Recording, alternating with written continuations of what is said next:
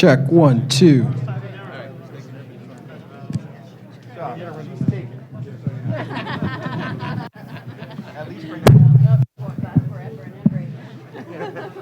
That's what it should be. Uh-huh. I'm a prosecutor in Derry for and I used to try cases together long ago before he and I remember he was a U.S. attorney and then he served. I haven't seen him in a long time.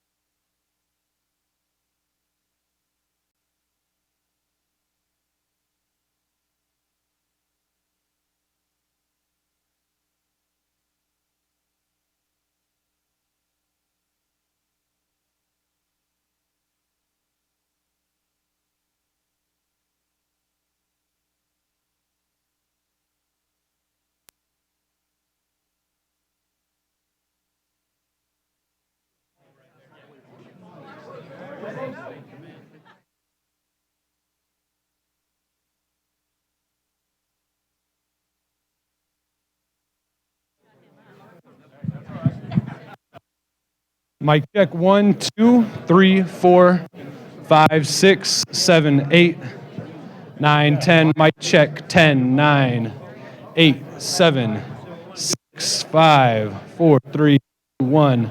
Mic check 1, 2, 3, 4, 5.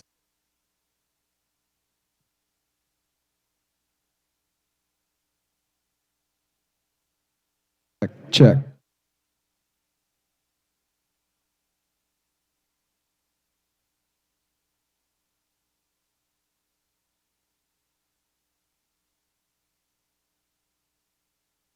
Mic check 1, 2, 3, 4, 5, 6, 7, 8, 9, 10, 10, 9, 8, 7, 6, 5, 4, 3, 2, 1. Mic check 1, 2, 3, 4, 1, 2, 3, 4. Mic check 1, 2, 3, 4, 5, 6, 7, 8, 9, 10, 10, 9.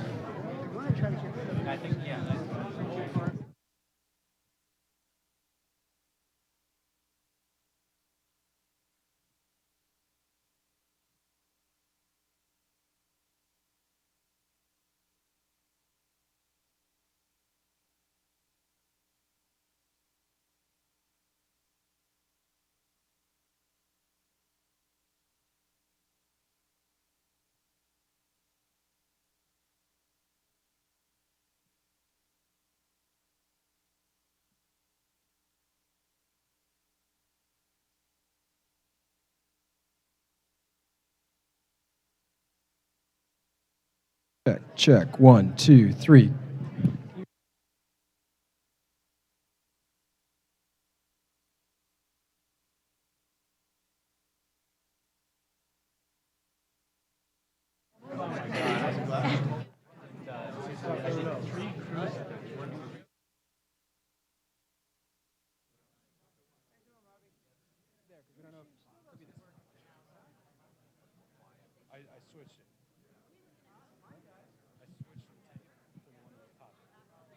So if this is the one that we just replaced it with, then put that on whichever one was popping.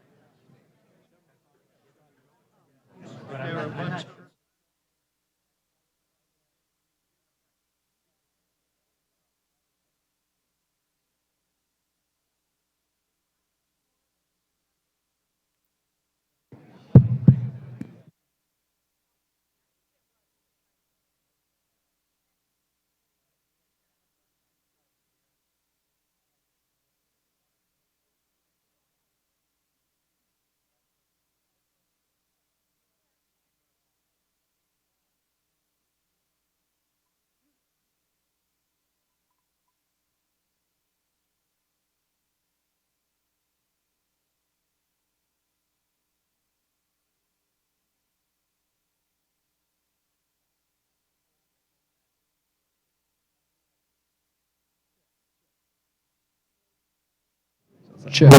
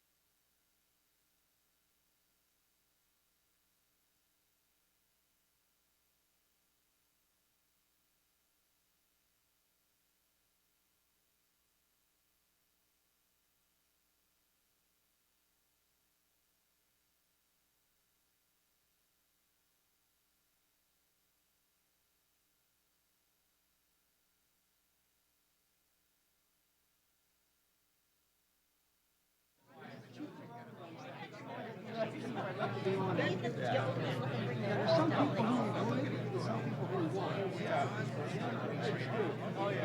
Start doing something like that.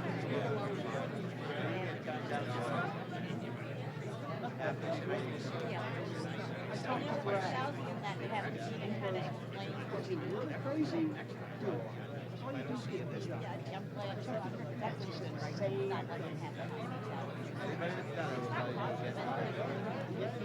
No matter what side you're on. Yeah, you still get beat.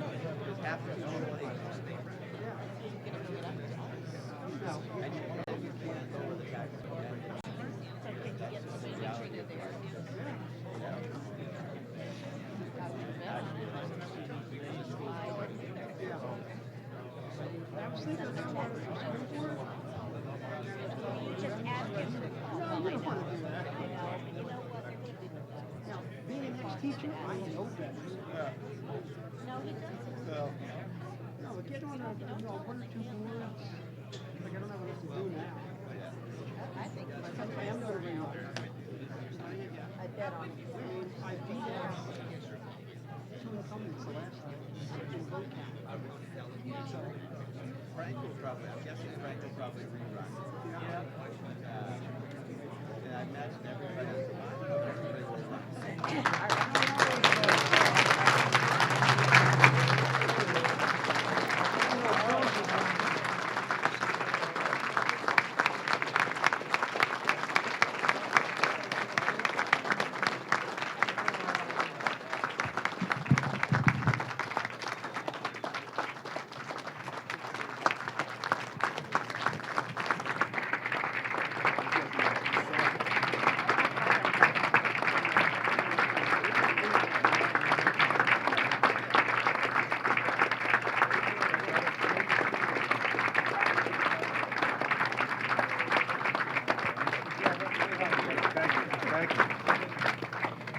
Long time no see.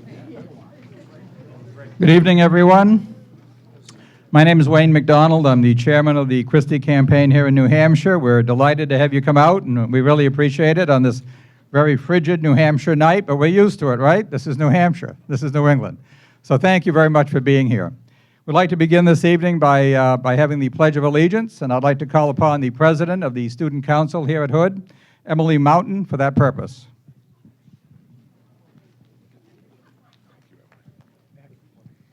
I pledge allegiance to the flag of the United States of America and to the republic for which it stands, one nation, under God, indivisible, with liberty and justice for all.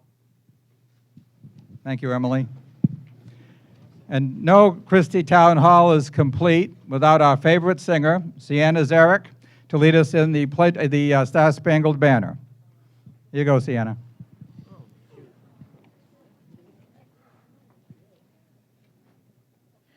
Oh, say, can you see by the dawn's early light what so proudly we hailed at the twilight's last gleaming, whose broad stripes and bright stars through the perilous fight o'er the ramparts we watched were so gallantly streaming, and the rockets ran with the balls bursting in our gate broke through the night, that our flag was still there.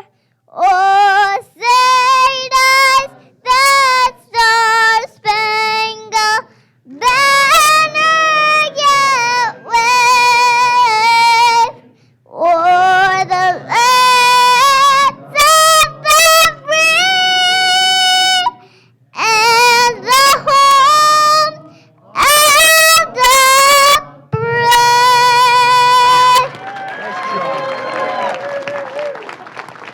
Thank you.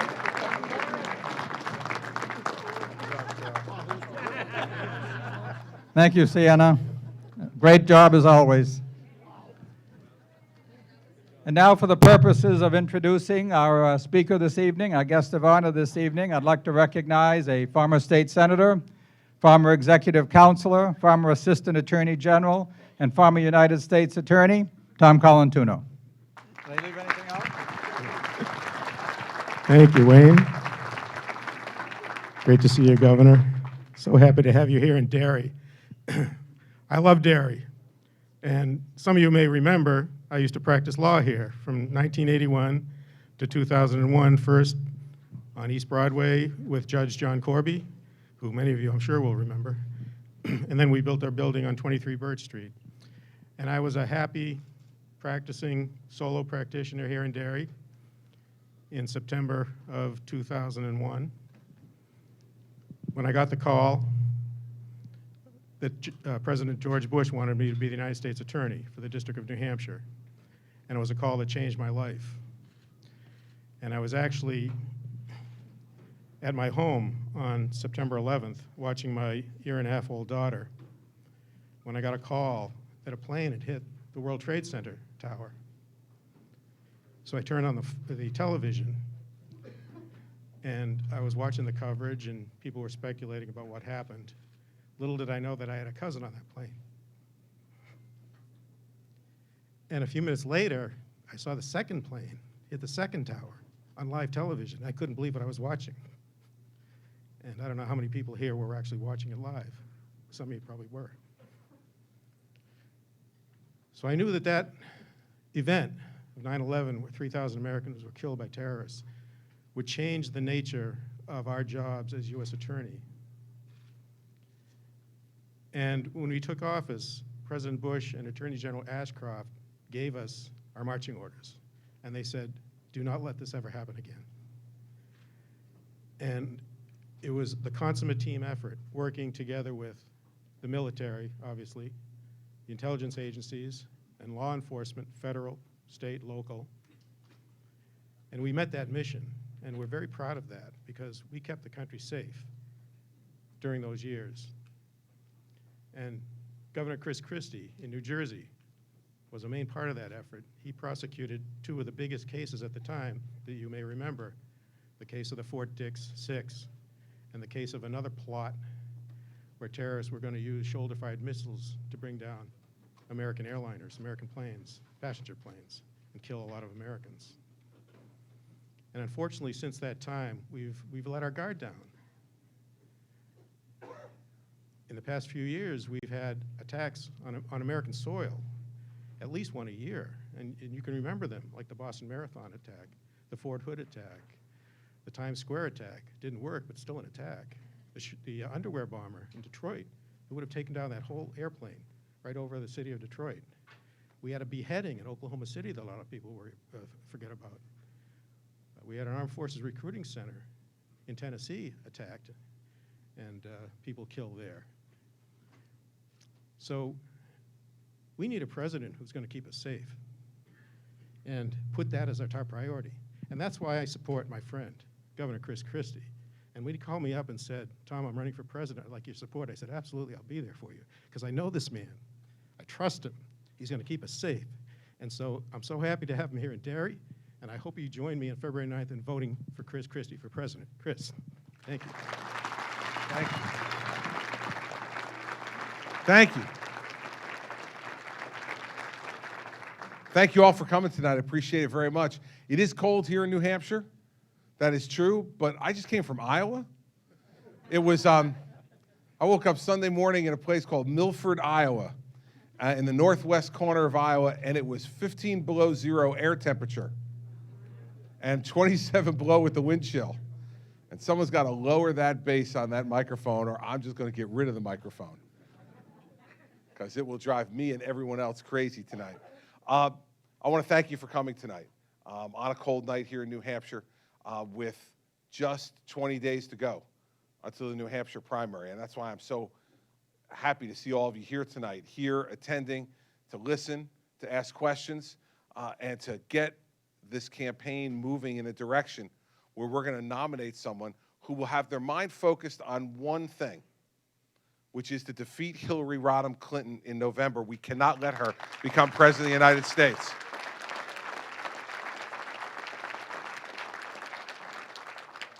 And so I appreciate the introduction from Tom. Sienna, thank you for the national anthem. We appreciate everyone who participates in these town hall meetings. And this is our 50th one tonight, our 50th town hall meeting here in New Hampshire. I've done 134 of them in New Jersey as governor. And I love these town hall meetings because it lets me know what the people that in New Jersey that I'm sworn to represent are thinking about, and the people here in New Hampshire who I hope to represent after November of 2016, and what you're thinking and what you're concerned about. I'll build off briefly what Tom said, then we'll go to your questions. The president said recently that you all are concerned and have anxiety about terrorism because you watch too much cable television. Interesting thing. And then the president said, well, maybe I just misunderstand it because I don't watch enough cable television. I think we need to forget about cable television for a second. And what we need to talk about are 130 dead in Paris, 14 dead in San Bernardino, dozens dead in both Turkey and Jakarta, Christians being beheaded across the Middle East by a group that the president called in his State of the Union address the other night just a bunch of guys with beards on the back of pickup trucks with guns. Here's the problem. It's not just that the president is incompetent. It's that he doesn't even begin to understand the nature of the threat. He never has. And that's why we went 7 years in the Bush administration after 9/11 with folks like myself and Tom and thousands of others who were committed every day to the cause of keeping the American people safe. Why we went 7 years without an attack. That wasn't luck, everybody. It was a concerted plan and effort where we used every tool at our disposal to do the one thing that the federal government is supposed to do without fail, and that is to protect the safety and security of the American people. And so now, here we are, at a time when we have a president who does not understand that. And unfortunately, the woman in the Democratic Party who's looking to succeed him said 2 debates ago that as to ISIS, we're exactly where we want to be. I wonder if she would say that to the families of all those who have lost their lives just in the last few months. Would she look them in the eye and tell them, we're right where we want to be? It's disgraceful. And if you had any doubt, if you watched the debate that went on just this past weekend among the Democrats, if you had any doubt that Hillary Rodham Clinton was going to be anything other than a third Barack Obama term, she dispelled that notion, didn't she? The other night, I mean, she couldn't have snuggled up to the president's agenda, to his record, any more than she did. It was a Barack Obama love fest, or she was trying to make the socialists seem disloyal. It was tremendous. It was just incredible, an incredible performance on her part. When you combine that performance with the performance of the President in the State of the Union, which in our debate last week I called story time with Barack Obama, because you listened to that speech, you would have thought that everything's wonderful in America, everything's wonderful around the world, and that those of us who don't see that just don't get it. I tell the President that, and I did, that he lives in his own world. He lives in a world as he wishes it was, not the way it truly is. What I tell all of you is we need a president who lives in the world as it truly is. And I spent 7 years as the chief federal prosecutor in New Jersey. I was named U.S. Attorney in New Jersey on September 10th, 2001. And the next day, the job that I had accepted became entirely different, 180 degrees different. With one of those planes leaving the airport in Newark, New Jersey, and with over 700 of the citizens of my state who were murdered that day. More people from New Jersey murdered that day than any other state in the Union other than the state of New York. And so, for me and for Mary Pat, this is not something that's theoretical. We lived it. Mary Pat, on the morning of September 11th, was at work 2 blocks from the World Trade Center. She came that morning through the PATH train station in the basement of the World Trade Center and up those big escalators and through the World Trade Center at 7:30 that morning and walked the 2 blocks to her office in Lower Manhattan. And after the first plane had hit the first building, I called her to check in on how she was doing. And she said, no, we're fine. They say it was a commuter plane that strayed and hit the building. And she said, we're all going to be fine. We're just at our desks working. We hear the fire engines coming. Everything's okay. We then went on to talk about the things that, married couples talk about. Like I had taken the kids to school that morning, at the time, our 8-year-old and our 5-year-old son and daughter. And she just wanted to check, did they brush their teeth? Did you make sure they took their vitamins? Did they have their homework? Because she was convinced that I was completely incompetent to handle any of that stuff at all on my own. And while we were talking, the second plane hit the second building. And she could feel it. She felt it. And she said, oh my God, there's something happening here. And then the security in her building came and said everyone had to evacuate to the basement. And she got off the phone and she said, I'll call you as soon as I can. Well, the hours passed, both buildings fell. There were all kinds of reports of other bombs going off in Lower Manhattan, which turned out to be wrong, but we didn't know that at the time. And then at about 1 o'clock in the afternoon, I still hadn't heard from her, and our school where our kids were called and said, listen, we're calling all the parents of kids who have parents who work in Lower Manhattan because we want to let you know we felt it was necessary to tell the kids about the attack. And so when you come to pick your kids up, you need to be prepared to answer their questions about what's going on. So like I said, at that time, Andrew was 8, Sarah was 5, and Patrick was 1. And so 3 things went through my mind after I got off that phone call. The first was, if this all turned bad, what was I going to do without my best friend? Mary Pat and I had met in college. We had grown up together. And she was and still is my best friend. The second thing I thought about was, what am I going to tell the kids if I haven't heard from her? Am I going to tell them the truth that I don't know?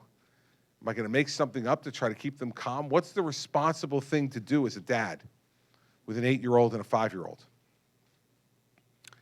And then the last thing I was thinking about was kind of the combination of those 2 questions. I was thinking, if she doesn't come home, am I ready to be a single father? Am I able to raise these children on my own? And what will it mean for them? A lot of big things to think about. And about 10 minutes before I was going to leave to go pick up the kids at school, I got the greatest phone call I've ever gotten in my life. It was Mary Pat on the other end of the phone. She was okay. And she was telling me that after both buildings fell, they decided they were no longer going to sit in Lower Manhattan. And so they gathered some T-shirts from a gym that was in the bottom of their building. They wet them. They wrapped them around their faces because you could not breathe outside. And it's hard to see. So they all kind of held hands and started walking north. And eventually got to Midtown Manhattan, where she finally found a payphone that worked.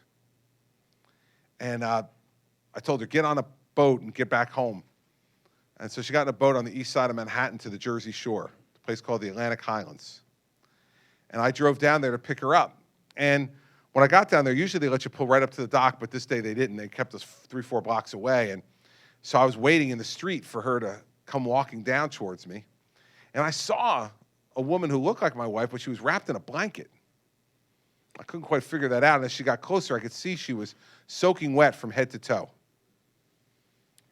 And so when she got to me, she explained to me that when you got off the boat, they asked you, were you coming from Lower Manhattan or Midtown Manhattan?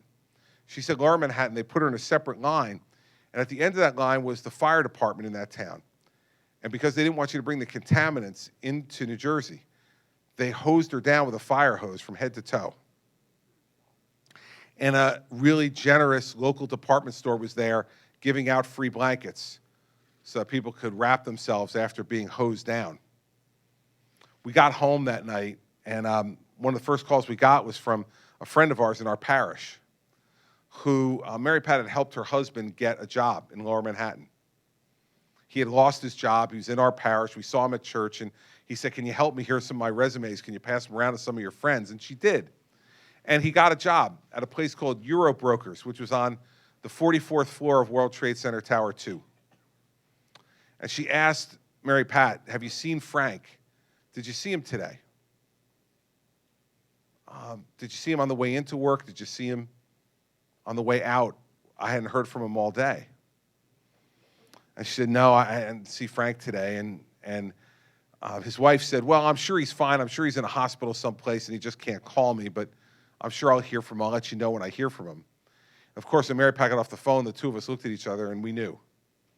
Frank wasn't in a hospital anywhere. But she clung to the hope. We found out, of course, later that Frank had died in the World Trade Center second tower. And the gym in our parish is now named after him. Our oldest son's best friend's dad worked for Cantor Fitzgerald. They were on the 105th floor of the first tower, and no one got out of there alive. And I've now watched this young man, his two siblings, grow up over the last 14 years. And without a dad and their mom never having remarried and raising those children, those three children on her own. And every year since Facebook's been around, this young man on his father's birthday puts this great picture of his dad on his Facebook page as his cover picture. And it's his father in a tuxedo at a wedding, looking really happy, with a big smile on his face. And he just writes one line underneath the picture. He writes, Dad will never forget you. Here's the problem, and I think what Tom's talking about. And it applies to his cousin who lost his life that day as well. I think we're forgetting about these folks. I think we're forgetting about what it's like. I think the people in Washington, D.C., all of them, not just the president, all of them, have forgotten what this is like. They've forgotten what we felt like after September 11th. They've forgotten the suffering that these families still go through today. That pain will never end. Every year as U.S. Attorney and then as governor, for the last 14 years, I've gone to the World Trade Center on September 11th and listened to the family members read the names of their loved ones. All nearly 3,000 names that were lost that day. We need a president who doesn't need to be reminded about this and what it would be like to have those type of things happen again to our country. We need a president who understands the tools that are necessary to be able to fight terrorism and keep us safe. We need a president who's actually done it, not someone who's looking to get on-the-job training. The stakes are too high for us to do that. And no one will ever have to remind me because I live with these folks every day of my life. They're in our parish, they're in our kids' schools, they're on our Little League fields and our soccer fields. We know them, we watch them, and we've seen and felt their pain. And I don't want another American family to feel that way, not one. And so, if I get the chance to be President of the United States, you can be sure of one thing, that I will never lose focus on the primary mission of this government, which is to protect your safety and your security and the safety and security of your families. Everything else must come second to that, because if we don't have safety and security, nothing else will work. And so I will be focused on that.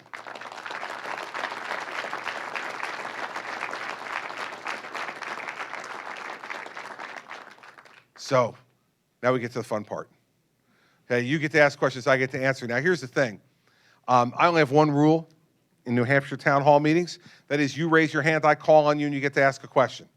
See, in New Jersey, I have 4 rules for town hall meetings. That will just tell you the difference between New Jersey and New Hampshire. I need 4 rules in New Jersey, 1 rule in New Hampshire. You just raise it up and ask a question, and I'm happy to answer it. I will tell you that tonight I'm going to try to take as many questions as I can, and what you're going to get in return is a direct answer from me.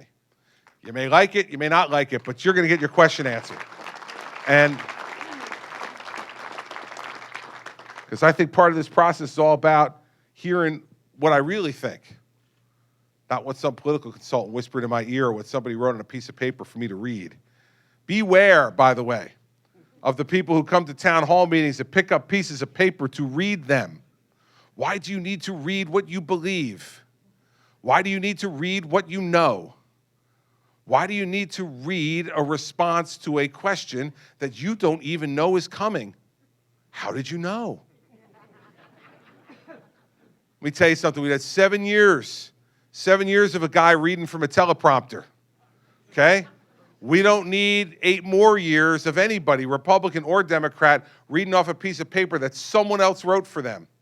What you'll know tonight is all these answers are my answers. So let's get to work.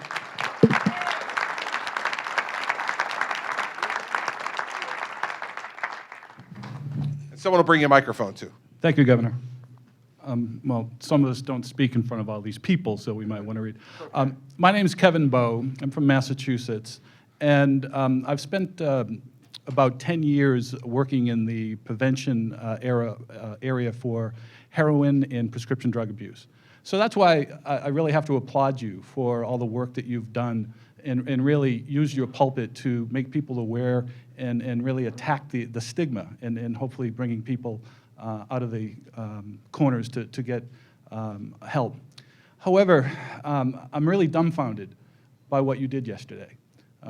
Vetoing or pocket vetoing Assembly Bill 4271, which would have allowed deterrent opioid pills from being produced and allowing people to buy them at the same cost as the pills that do abuse, you know, from the insurance point of view.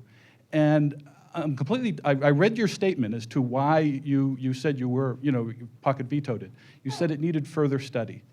But yet there are studies out there that prove that these pills do reduce overdose. And it's very important because teenagers are, 70% of teenagers who tried opioids for the first time got them from prescription drug pills stolen from medicine cabinets. Yep. And so these pills that, these abuse deterrent pills would not be abused by these teenagers for the very first time. And I'm just dumbfounded as to why you did that. And again, sir, if I might, your explanations was that it needed further study, but there's research out there that backs this up. You also said, you cited Governor Cuomo's veto. That's not leadership. You also said it was going to cost $11 million. In a state of 9 million people, that's $1.25 a person. Yep. And I apologize for saying this. Well, I know it could be a policy disagreement, but of all the experts I know, none of them would ever oppose a measure that's as sensible as this. And in this cynicism of PACs and lack of transparency and dark money and contributions, it dumbfounds me to explain a rational reason. And so my question to you is did you take a dive? Did you take a dive on this? That's my question. Well, and I want that straightforward really? answer that Christie always promises. Yeah, are you going to, you know, I first want to congratulate you on your performance. That was outstanding. And the raising of the voice afterwards, for somebody who prefaces their question as if you don't speak much in front of people, I have to tell you, that was an Academy Award level performance. Okay, very, very good. So here's the thing. I have not one time, not once in my governorship, in 6 years, signed a bill that is going to cost the state money outside of the normal budget process. And here's why. Because when I became governor of New Jersey, we had an $11 billion deficit on a $29 billion budget. You want to know why? In large measure because all year round, the legislature passed spending bills in addition to what they did in the budget in June, and continued to add on without any attempt to try to pay for what they were spending. And then at the end of the year, everybody would have to reconcile the books. I said, I'm going to bring fiscal discipline to what we're doing in our state. And if you think something's that important, then put it in the normal budget process, which in our state will begin in 4 weeks. When I propose my budget, and they get to respond with what they believe their priorities are, and ultimately a budget signed in June. So, yes, I cited that I think there needs to be further study of these drugs. And yes, I cited Governor Cuomo's veto as someone who has been even less aggressive than I've been in the drug war, but also was concerned about the studies that need to be done.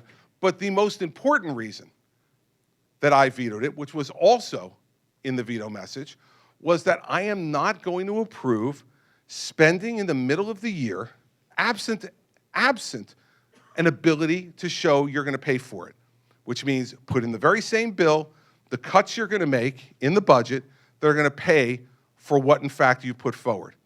And so that is a principled position I've taken on everything, whether I agree with the spending, which in this case I do, or whether I disagree with the spending, which is what happens more times than not with the things that come from my legislature. And so your implication somehow that I took money from someone who would then have an interest in me not signing this bill is really disgraceful, in my view, without a scintilla of evidence. In fact, all the evidence is to the contrary, that New Jersey 3 years ago, before anyone else was talking about this problem, ended incarceration of first-time nonviolent, non-dealing offenders and put them instead in mandatory treatment. When in New Jersey, we were one of the first states to give broad distribution of Narcan across the entire state, pay for it in the normal budget process for the municipalities, and train and pay for the training of police officers and EMTs to know how to administer Narcan. And since that time, we've administered it 7,500 times in 18 months, and in 2015, for the first time in 4 years, overdose deaths in New Jersey went down instead of up. I am now closing a state prison because we have, through our efforts over the last 3 years, reduced the prison population enough because of our efforts in the drug area that we can close a state prison, not build a new one like so many other states are talking about, close one. And what are we doing with that prison? I will propose in my budget next month and announced last week that we are converting that prison into a drug treatment facility that will be able to treat 700 people at the one time in a certified facility for people who are in the criminal justice system. And I announced last week that we're going to put another $140 million into our budget to increase reimbursements for private sector beds so that people who are outside of the criminal justice system have more of an opportunity to get drug treatment than they do today in New Jersey. So we'll do that, though, the way it's supposed to be done, through the regular budget process, not in the 11th hour at the end of a lame duck session where they throw 158 bills on my desk and hope to throw the high hard one by me on all kinds of spending they want to get through when they think I'm not paying attention. Here's the problem. I pay attention every minute of every day to what they're trying to do. So I appreciate the performance, but the performance have to have some facts behind them. So welcome to New Hampshire from Massachusetts. Yeah, well, you know what? And I'm not here. I got to tell you something. I'm not here. I am not here. Listen, with all due respect,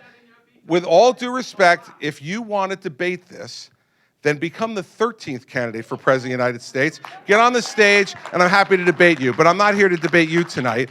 And quite frankly, what you think you know is an absolute little piece of what's gone on in New Jersey. And for you to take shots at us, given what we've done for drug treatment in New Jersey, 49 other states in the nation should be following what we're doing.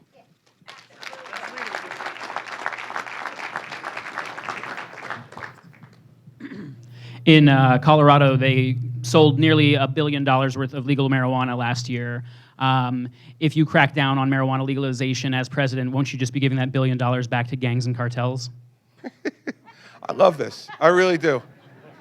I love this. This is like drug night in Derry. You know what?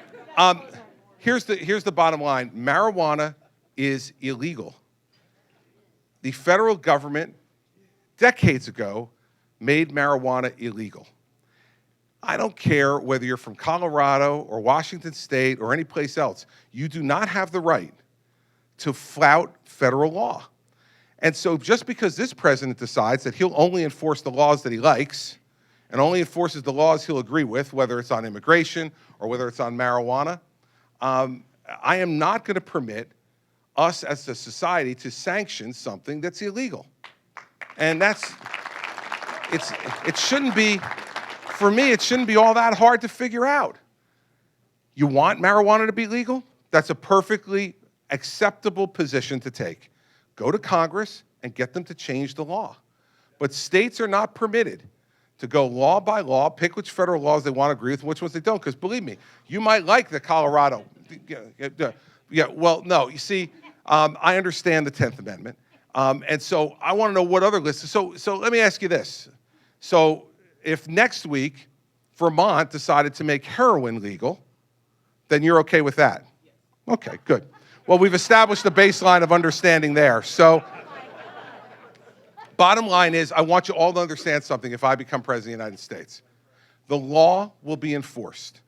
The laws I like, the laws I don't like. The laws I agree with, the laws I don't agree with. And we have a process in this country. You want to change the laws, go to Congress and change the laws. And if you do, then the president gets to decide whether they sign it or not. I just want to warn you, though, if you convince Congress to change the marijuana law and make it legal, I'll veto it. So make sure you get 2/3 of the vote in Congress so you can override my veto on that. This is a dangerous, dangerous precedent for us to be setting in our country. It's wrong, and I don't agree with it. You have the right to disagree. You have the right to vote for somebody else, but you also have the right to know what I'm going to do if I get there, and that's exactly what I'm going to do. As I said to those folks in Colorado when I went for the last 3 debates ago, I guess it was, in Boulder, Colorado, I had some kids yell at me on my way in to the arena, you know, why don't you like pot? And I said to them, listen, here's my advice to you. Get high now, because come January 2017, it's going to be a whole different ballgame. So.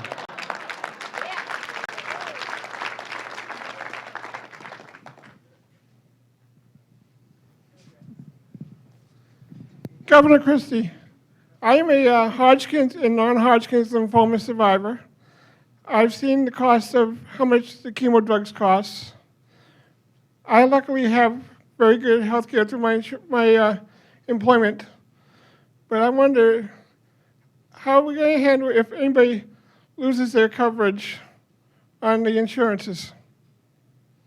Well, listen, you know, we have a number of different ways that people can be covered, as you know, for folks who don't have insurance, who are too poor to be able to obtain insurance. The Medicaid program is available for folks that allows them to get treatment as well if they have that level of problem in terms of their own solvency, their own ability to be able to support themselves. For the elderly, we have the Medicare program as well that covers many of these costs, and a Medicare Part D program as well that does that. They are expensive, but discovering these cures and these treatments are extraordinarily expensive too. And you know, the federal government needs to invest more, in my opinion, in coming up with cures and treatments for the 4 diseases that are costing us a fortune at end of life: cancer, heart disease, diabetes, and Alzheimer's. Those 4 are accounting for well over 75% of all the healthcare expenses we incur at end of life. And so the question, I think, needs to be addressed in Congress and by the president: where would we rather spend that money?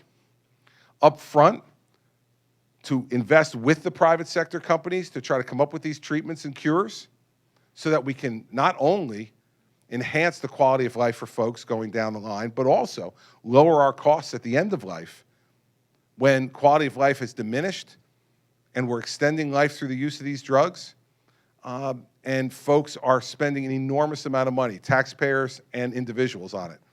And so I think what we need to do is to increase our spending there. The National Institutes of Health, their budget last year only went up 0.1%. The National Science Foundation last year went down 4.3%. That's the way the president submitted the budget. It's not the Congress doing it. That was the president's choice. And the Congress did nothing to change it. I would change it. We have to spend more in those areas. That will ultimately make those drugs more affordable, but even more importantly, that will make them more available. More drugs, more available to help deal with the issues you've had and all the other myriad of differences in all those different diseases, whether it's diabetes, heart disease, Alzheimer's. We're looking now at people in their late 50s or early 60s being diagnosed with Alzheimer's disease. It's becoming a crisis of big, big proportions in our country, and we need to be able to continue to push to deal with that. And so from my perspective, that's one of the places where we need to spend more money so that we have more options, more attempts for cure and treatment so that folks can not only extend their lives, but extend the quality of their life as well. And that's one of the things that I would work on as president, one of the reasons why I think we need to take on entitlements and other things where we're spending so much of our money in the rearview mirror and not in extending life and making the quality of life better. And that's the way I would deal with the issue. Thanks for asking.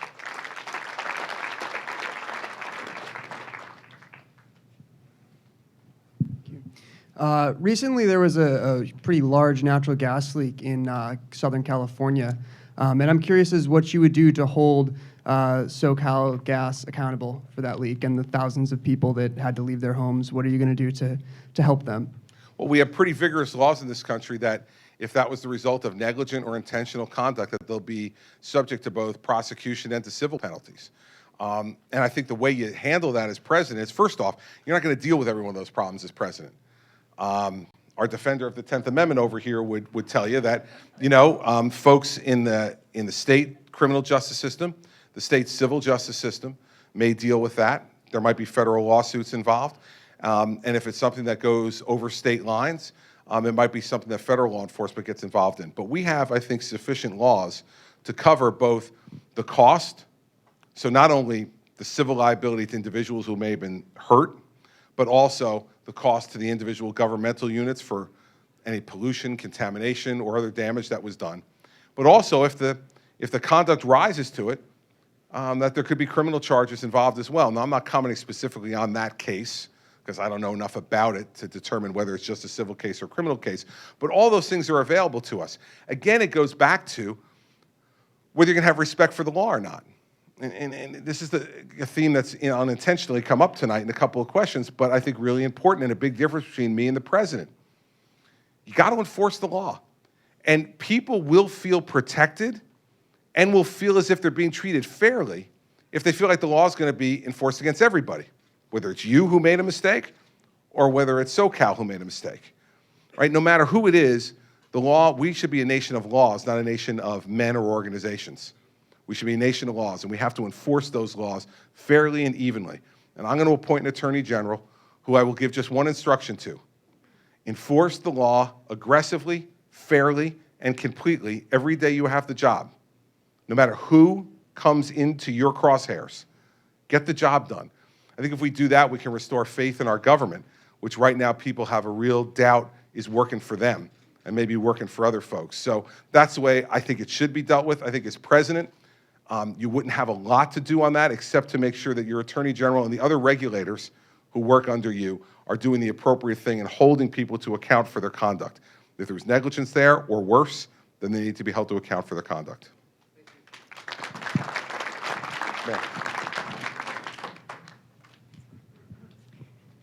I don't mind paying my fair share of taxes, and I see it as my responsibility as a citizen of this country. I will argue what my fair share is. Can you talk about your plan, if any, for a middle-class tax reform and how you would define the middle class? Sure. Middle class changes from region to region in this country, right? So I don't think we can say that there's one particular salary level or number that makes you middle class because, let's face it, what it costs to live here in the Northeast, whether you're in New Jersey or New York, here in New Hampshire, Massachusetts, is significantly different than what it costs to live in Wyoming or Montana or Idaho. So I don't think there's one answer to that. But what I do think is that you're middle class when you know it, when you know that you're struggling from paycheck to pay the bills, when you know you're having a hard time putting any money away to be able to save for your retirement, save for your children's education, save for a big purchase or a vacation or any of the things that we want to do with our lives over and above just keeping a roof over our heads and food on the table. And the middle class in this country has moved backwards in the last 7 years. The median income in this country has moved back nearly $4,000 in the last 7 years. In the last 7 years, the folks who have done extraordinarily well are the wealthy. The wealthy have done extraordinarily well under this president. Up until about the last 2 weeks or so on the stock market. But up until that time, they've done extraordinarily well. And so here's what we need to do. If you feel like, and I kind of infer this from your question, if you feel like the tax code is rigged for the rich, the reason you do is because it is. It is rigged for the rich. There are all kinds of special loopholes and deductions that you have to go through mental gymnastics to be able to figure out, and you need to hire the best accountants and lawyers in the world and be able to afford them, all to be able to avoid paying taxes. And so here's my plan. My plan is to get rid of all that. Get rid of all of the loopholes and deductions that have been put in there by lawyers and lobbyists and accountants over the years in Congress, and say there's 2 deductions left for the personal income tax, just 2. Your home mortgage interest deduction and your charitable contribution deduction, because those are the ones that real people use. And you can't game that, right? Whatever you pay for your principal residence in terms of interest on your mortgage, it is what it is. Whatever you decide from your heart and your wallet you can donate to charities that you believe in, there's a number there. You can't game it. That's it. You deduct those 2 things from your salary, and then we can lower rates down to 28% on the top end and only have 3 rates, 28% at the top end, 8% on the low end. You deduct those 2, you multiply times the bracket that you're supposed to, you're done. You're going to do your taxes in 15 minutes. The point of it is that these more and more pages that get put in are not for me and you. They're for folks who can manipulate that code to make sure they pay lower and lower taxes. Now, if the wealthy pay 28%, but the only thing they can deduct is the mortgage interest on their principal residence and their charitable contributions, there's no more games to be played. Because the whole society benefits from whatever anyone gives to charity. Those charitable causes, if they're legitimate ones, are ones that help us and help to fill in the gaps where government doesn't have to be. And on the mortgage interest deduction, I think we want as many people as who can afford to be able to buy a home. It is usually a good investment for people. It is always a great way to be able to raise a family. And to encourage that and give people a little bit of help in getting there through the tax deduction, I think is the right thing to do from a policy perspective. Get rid of everything else. That will help not just middle-class families, that'll help all families. Because then you're not going through the gymnastics of trying to figure out how to beat the tax code, paying other people to try to help you beat the tax code. Instead, you're just working every day and keeping more of your money than you kept before, and then you decide how to spend it, not the government. And so it's a simple way to go about it, but I think the right way to go about it, because what's happened is every time, and we've got candidates in this race who are like for an increased child care credit, for an increased per child credit, for an increase, they call it all kinds of different names. Listen, the minute you start down that road, then the 4 people over here who have ideas about what credits they should get that you don't agree with and that you'll never use, they're going to say, well, heck, he got the child care credit, so why can't I get this credit for oil and gas or this credit for technology? Let's stop it. Let's stop trying to engineer this stuff. Let's just do the 2 things that are bedrocks of American society: owning a home and supporting charities that help those who are most in need. I think if we do that, we're going to have a much simpler time. We'll be able to fire a lot of IRS agents, which will be a fun aside to be able to do that. But also, what it's going to permit you to do is to have more of your own money and for you to spend the money the way you see fit, not having to spend money to get a deduction. And that's what a lot of people do now. And if you're a middle-class family, you don't have enough money to spend to make the deduction worthwhile. So it is rigged for the rich. So we need to change that. That's a plan I put out back in May. It's a plan I stand by. I think it's the fairest way to go. I think it's the smartest way to go. It'll still make sure that people are paying their fair share of taxes, but that they can do it in a way that they understand. That you don't have to have, and listen, my father hates this part of my talk because my father's a CPA. So he hates this part. He's like, why do you hate what I did for a living? But I don't. I just think it's run out its useful course. And it's leading to frustration and anger among people because they feel like they're getting jobbed. They don't have the accountant. They don't have the lobbyist in Washington. So therefore, they're not getting the benefit, but the other guys are. And they're paying more than their fair share because they don't get to use this stuff. That's what we have to end, and that's the way I would do it. And thank you for your question. Yes, ma'am, right there.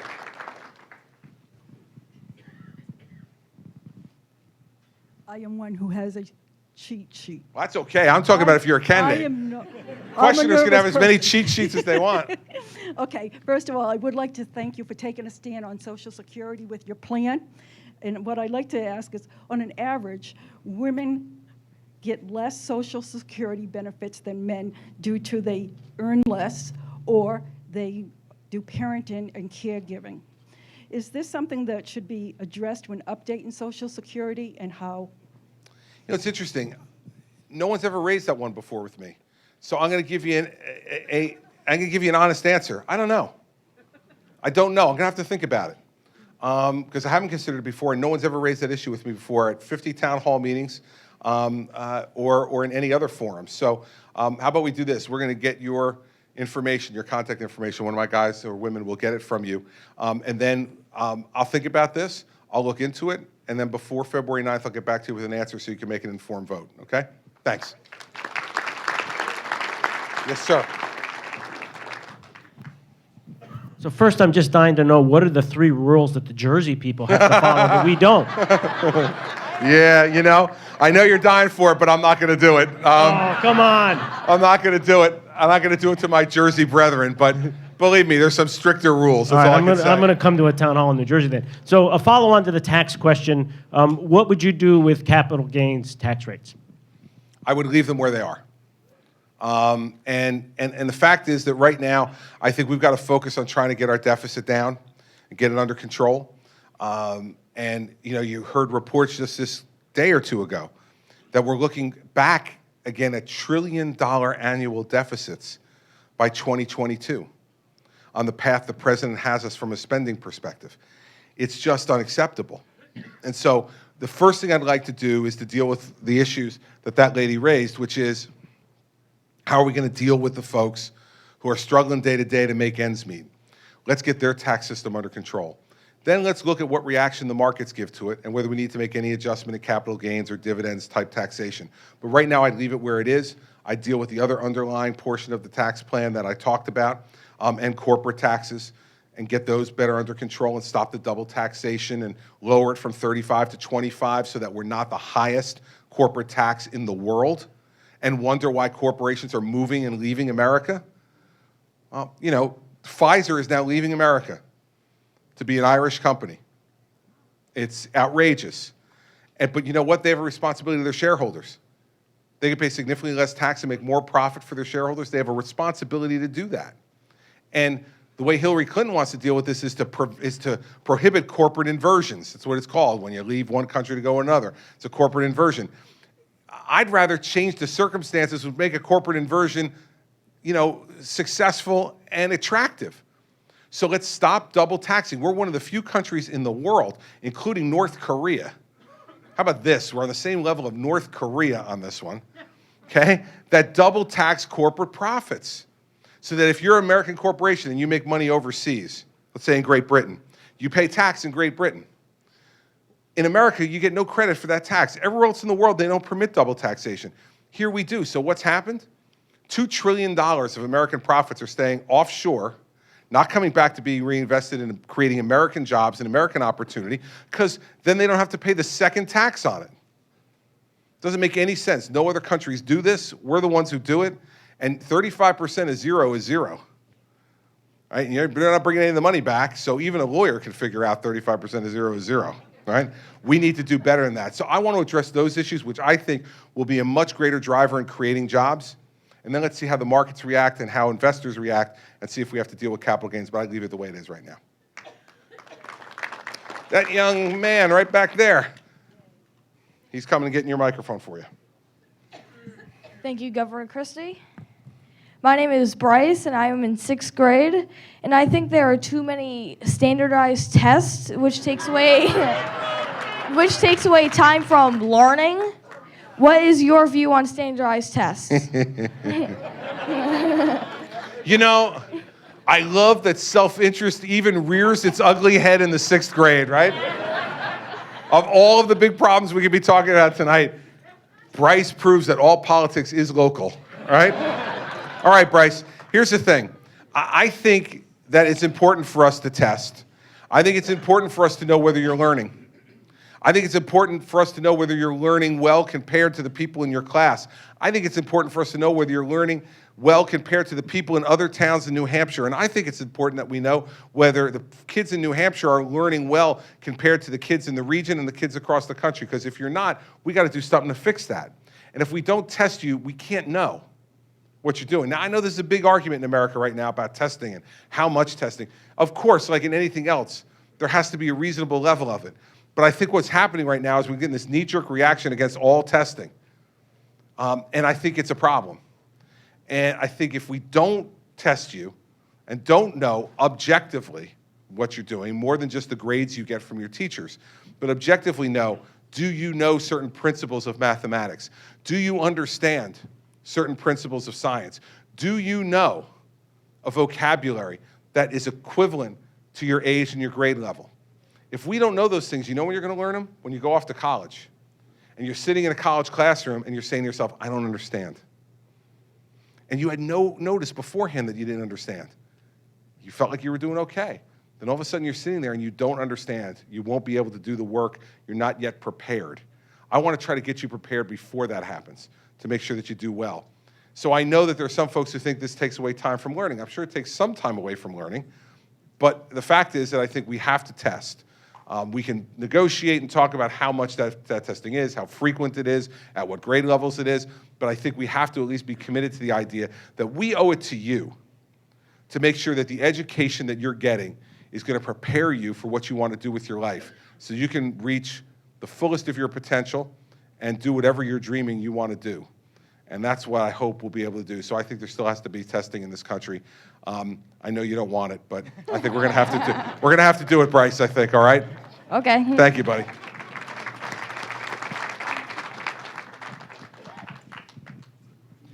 Got to rely on the That's okay. notes I have. Again, I don't want anybody to be reluctant to read from notes. I just shouldn't be reading from notes. But any of you out there can read from notes all you like. You're not running for president, I am.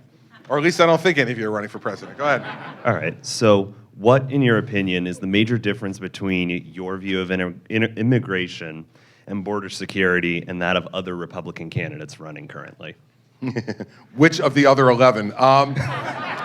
There's a pretty broad and diverse approach to this. I don't know that I can sit here in a reasonable period of time and compare myself to all the rest of them. So why don't I just tell you what I'd like to do? And then you could take that into account, look up what the other guys are doing or listen to them and Carly and see, how you think what I would do compares to what they would do. I think there's 5 things we have to do on immigration immediately in the beginning of the next term. The first one is we have to build walling or fencing in the most populated areas along the southern border. Now, I want to be clear about this. I am not a wall across the whole border guy. Okay, I'm not. I think it's the wrong way to spend our money. I don't think it's necessary. I don't think it'll be effective because I've never seen a wall that a determined human being couldn't get over, under, or around. So it can deter us a little bit, which is why I say put it in the most populated areas so it slows those folks down a little bit in the areas where there's great population. But there's no reason to put this across the entire border. And I'll tell you something else. I've met with President Peña Nieto twice, the president of Mexico, once in the United States and once on a trade mission to Mexico. He's a very nice guy, but I can guarantee you, he's not paying for it.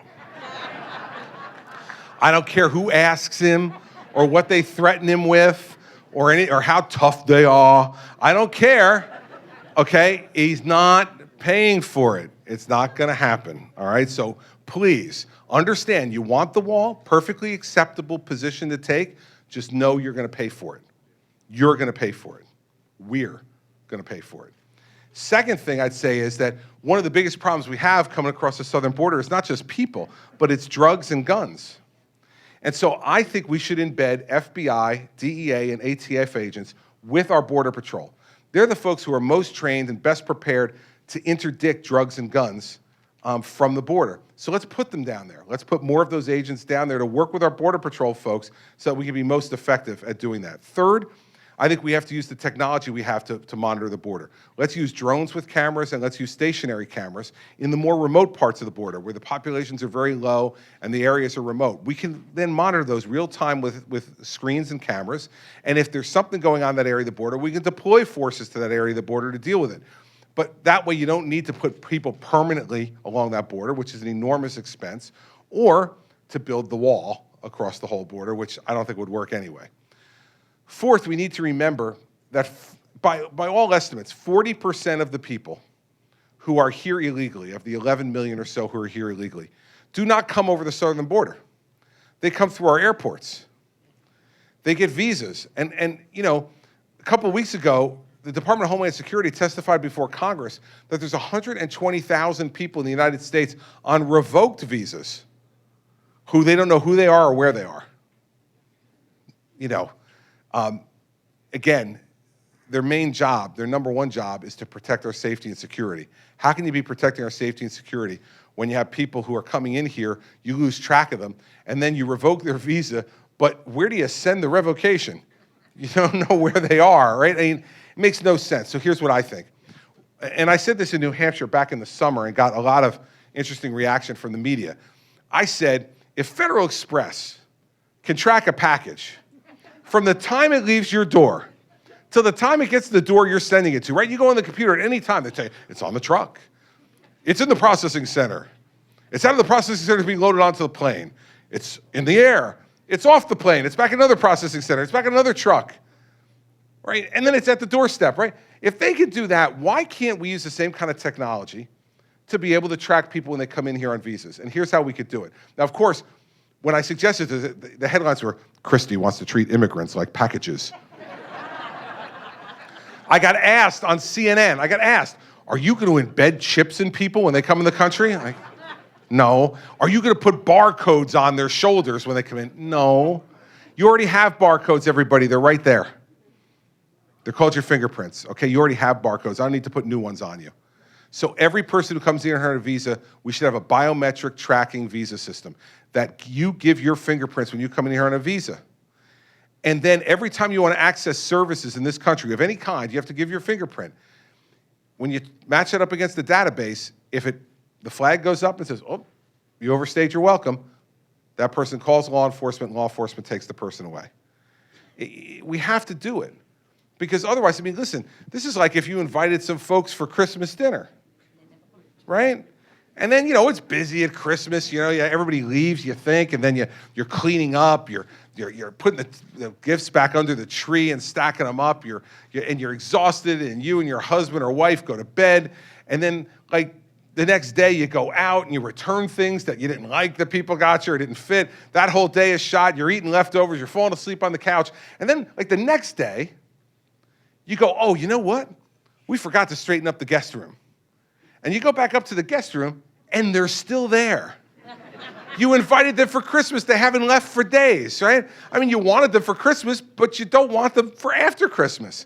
It's the same way. We want people for the amount of time that we invite them here for a visa, whether it's a tourist visa or a student visa or a work visa. Come here, enjoy the United States, take advantage of our educational system, come and tour our country, see all the great things that are here. But when we tell you you get X number of days, that means X number of days. And we need to tighten that up. Fifth and final is E-Verify. The reason the people are coming across the southern border is to work. Unlike what Hillary Clinton says, they're not here to vote. They're here to work. We're here to work. If they know they can't get hired, they're not coming. Here's what we need to do to employers, because employers are a huge part of this problem. And the Chamber of Commerce crowd hates this talk, but it's the truth. They're hiring folks at cheaper wages to make more money. If you do that, in my administration, we will give you a fine of double the amount you made on the person. That will stop people from hiring these folks. And if they stop the hiring, they're not coming, and many of them will leave because they know they can't get a job. Those are the 5 things I think we need to do on immigration right away, because we need to get the faith of the American people back that we can actually do this job. Before we ask for any other laws on anything else, we need to do that first. We shouldn't be asking for any of that. And one last thing. There is no way that anybody who came here knowingly, illegally to the United States should ever be able to become an American citizen. That's just too important. The American passport is one of the most prized documents in the world. I have no problem with people who come here legally and go through the process and eventually become citizens. All of us, I suspect in this room, even though I'm in New England, I hesitate a little, but all of us had ancestors who came here and did it the legal way.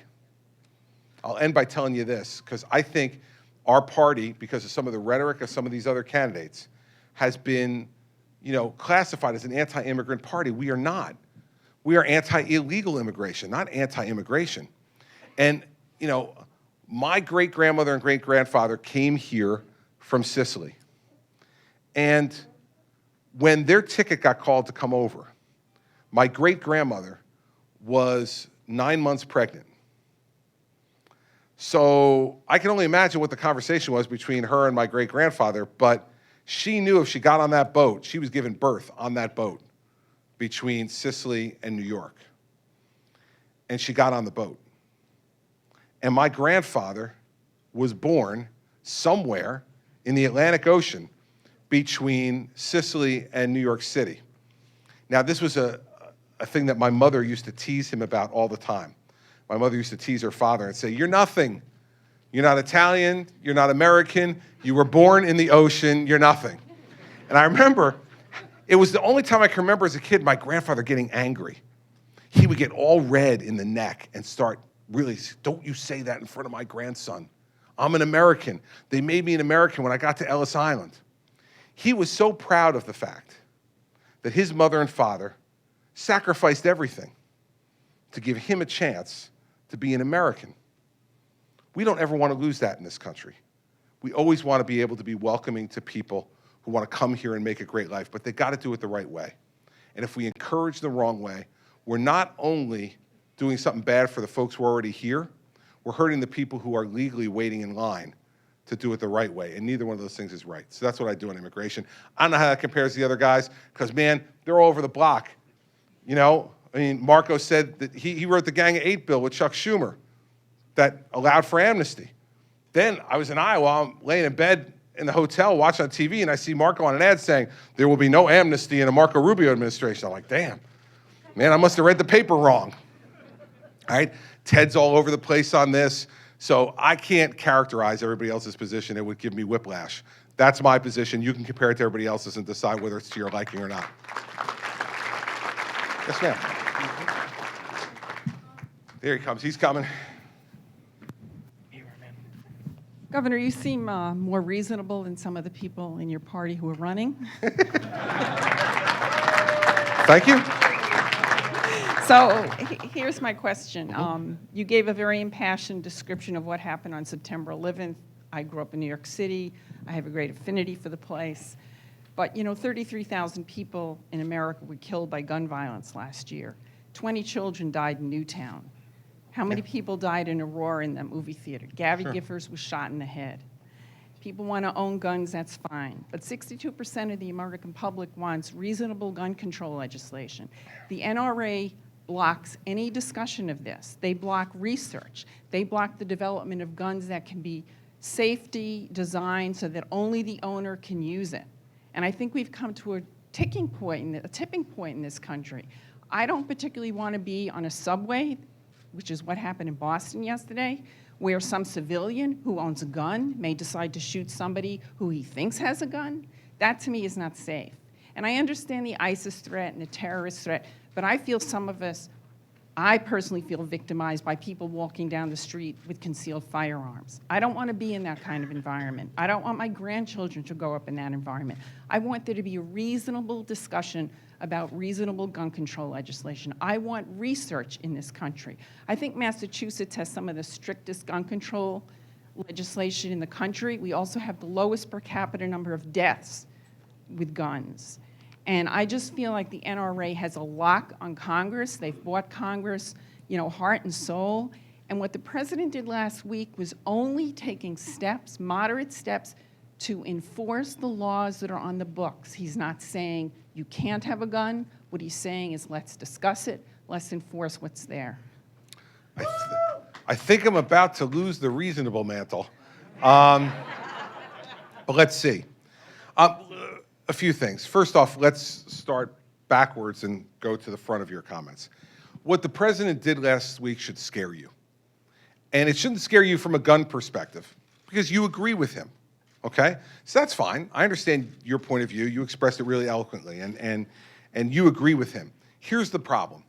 What happens when he does that on something you don't agree with? What happens when he acts outside the law and uses executive action? Because here's what he did. Listen, I use executive orders as governor all the time. Here's the pretty simple rule. If the legislature has legislated in that area and they've occupied that space, whether it's a state legislature or whether it's the Congress, you can't go in and change that by executive order. You have to go in and change that through the congressional process or the legislative process at the state level. I tried to do it, you know, on campaign contributions and other things, and I got knocked down by the courts and stopped doing it because it doesn't work, because it's not the right thing to do. You have to work through the legislature. I know he's frustrated because he has a particular point of view, but here's the problem. He didn't do this when he had a majority of Democrats in the Congress. He had 60 Democrats in the Senate when he started. He had a huge majority in the House. He didn't do it then. Now, I don't know why he didn't do it then. I suspect the reason he didn't do it then was he couldn't even get the votes among Democrats to do it, to do what he wants to do. Now, this is a constitutional question. And the American people, I think, need to have a healthy respect for our Constitution.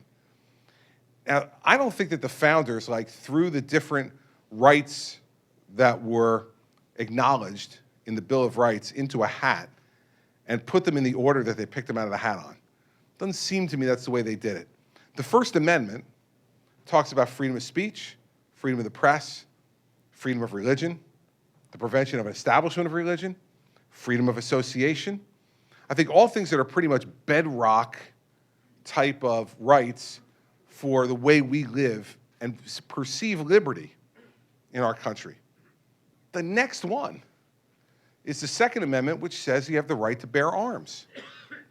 I think they put it there because they believed that people in a free country should have the right to own firearms because they came out of a tyranny-laced government in Britain that dictated to them everything they had to do, and they wanted to make sure that people had the right to rise up against their government if they wanted to and not be completely outmanned. I think that was the original intent of the Second Amendment. And so the question becomes then, how do we make ourselves a safe and secure society and respect the rights that were given to us? I think the president has gone about this the wrong way. He needs to persuade people. He hasn't. That's a failure of political leadership. He has not persuaded a majority of the elected representatives of the people that this should be done. And I don't believe, listen, I also have experience as a prosecutor. Most of the gun crime and gun violence that you cite in this country is done by criminals who, by the way, don't go through background checks, don't have 48-hour waiting periods. They buy their guns illegally. They steal them. They get them in the black market. They get rid of the serial numbers off the guns that were supposed to be great to trace everything. They scrape them off. They commit crimes with the guns, they dump them, and then they go get another one. And so I don't think, and the one part of that you said was what you want is reasonable gun control. Well, man, whenever you use the word reasonable, that is always in the eyes of the beholder, right? So in your mind, I know what you mean by reasonable gun control, and you cited Massachusetts as an example of that. I got to tell you that people in Wyoming, they don't think that's reasonable gun control, what happens in Massachusetts, or what happens in New Jersey, where we have, I think, the second or third strictest gun laws in the country. People don't see that as reasonable. They see that as an infringement on their constitutional rights, and especially when we have a government now where crime is increasing. There are more statistics that came out just today about the increase in crime in the first half of 2015. And I believe that the increase in crime in this country is driven in part by the lack of respect for enforcing the law that we have. The FBI director himself, the president's appointee, has said that there's a chill wind blowing through law enforcement because we're not supporting these folks politically, the police officers in this country. And so many of them don't want to get out of their car. And we have an increase in crime as a result. When you see that increase in crime, more and more people are going to want to own guns themselves because they believe that the government's not protecting them sufficiently. So we have a real confluence of events here going on that we got to get resolved. And the only way to resolve it is through our elected officials coming to some kind of agreement. And the president either in his first 2 years didn't care enough about the issue to make it happen, or couldn't even convince his own party. You are right, I believe. He's certainly not going to convince the Republican Party to do the things that he wants to have done. And so in this respect, on this issue, either because the elected officials don't agree with him, or because he's not articulated his argument to them well enough to convince them. And that would apply to the first 2 years. He hasn't gotten done what he wants to get done. He's not allowed to just do it himself. He's not a king. He's not a dictator. He's not allowed to do it himself. He's done this on immigration. Now the Supreme Court's taken that case and said, now we're going to look at, and they want to add, they asked a specific question today when they took his immigration case about what authority he claims to have to do what he did. It's the same thing he did on guns. And that's why, you know, in the debate, I called him a petulant child. I mean, here's the thing. When you're in these jobs, it's your job to convince other people to vote with you. You can't say, well, they're not going to vote with me, I'm going to do it anyway. That's then tyranny. That's not democracy. And so I understand your point of view, and you're an articulate advocate for that point of view. So you got to convince other people. And the elected officials have to be convinced that they should vote this way. I'm not convinced. And especially as my time as a prosecutor, I think we should be spending much more time arresting criminals and putting folks who are felons in possession of firearms, which we have laws on the federal books now. If you're a felon, you cannot own a firearm in this country. If you're in possession of one, you go to 5 years mandatory federal prison first offense, 10 years second offense with no parole. We need to start putting these people away and make them understand that the violence on the streets in Chicago and New York, in Boston, any place else in the major cities in this country, are not driven by legal gun owners who are going through background checks and 48-hour waiting periods and all the rest. They're not the ones committing those crimes. I can tell you from being a prosecutor for 7 years, I don't remember once prosecuting somebody who was a legal gun owner for a gun crime like that. The people that we were going after who were committing violent acts on our streets were criminals who weren't supposed to have guns anyway. We already had laws to prevent them from getting them, and they were getting them anyway. So it's a tough issue. And it's an emotional issue because you bring up Newtown and Aurora, but remember this, none of what you're talking about would have prevented Newtown. None of what you're talking about would have prevented Aurora. That young man got his gun from his mother, who passed a background check, who engaged in a waiting period. And he stole the gun from his mother, shot her and killed her, and then went to that school and killed those children. And it's an awful tragedy, but the tragedy happened well before the event. The event was the second tragedy. The first tragedy was that mother, the family, the friends did not acknowledge that young man's mental illness and get him treatment. And he ended his own life on top of killing all those other people as well. So that's a whole nother discussion about how we treat mental illness in this country, but the examples you cite had nothing to do with waiting periods or background checks. Those people all got those guns legally under those kind of systems. So it's a conversation we need to have in the country. I come down on a different side than you do on this one, but I've been unconvinced that these laws are really going to work and make things safer and better. And I think they infringe on people's constitutional rights. And I think if you're going to do that, you better be darn sure that that's the only alternative left. And I don't think it is. So that's the way I would deal with the problem. But I appreciate you bringing it up. Yes, sir. He's coming up right behind you. Governor, one of the few Republicans of Lower Massachusetts. that, guys. I'm one of the few Republicans in Massachusetts. But anyway. Got a Republican governor now. Well, doing an excellent job, by the way. Yes, he is.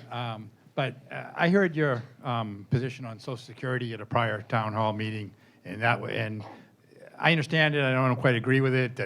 I think you had said that if you're making $1 million, you don't get Social Security. No, actually 200,000. 200,000 in retirement. In retirement, right? But putting that aside, okay. I mean, to me, well, let me ask you: do you have also a plan to cap the people that are receiving federal pensions that are also making that type of money, okay, in retirement? Well, it doesn't matter where the money came from. if in fact you're making $200,000 a year or more, no matter where that comes from, you would not, under my plan, receive Social Security. So whether it's from investments that you have, or the combination of investments and pension, or all the rest of it, you know, and remember too that federal pensions today are almost obsolete outside of the military, because Ronald Reagan stopped federal pensions in the mid-1980s. So, like, I was a federal employee for 7 years. You don't get a pension anymore. You have a 401k program. And so they call it the TSA, the Thrift Savings Account. I put money in from my paycheck. They match some small percentage of it, 2 or 3% or something. And then when I left federal employee as U.S. Attorney, I take that money with me.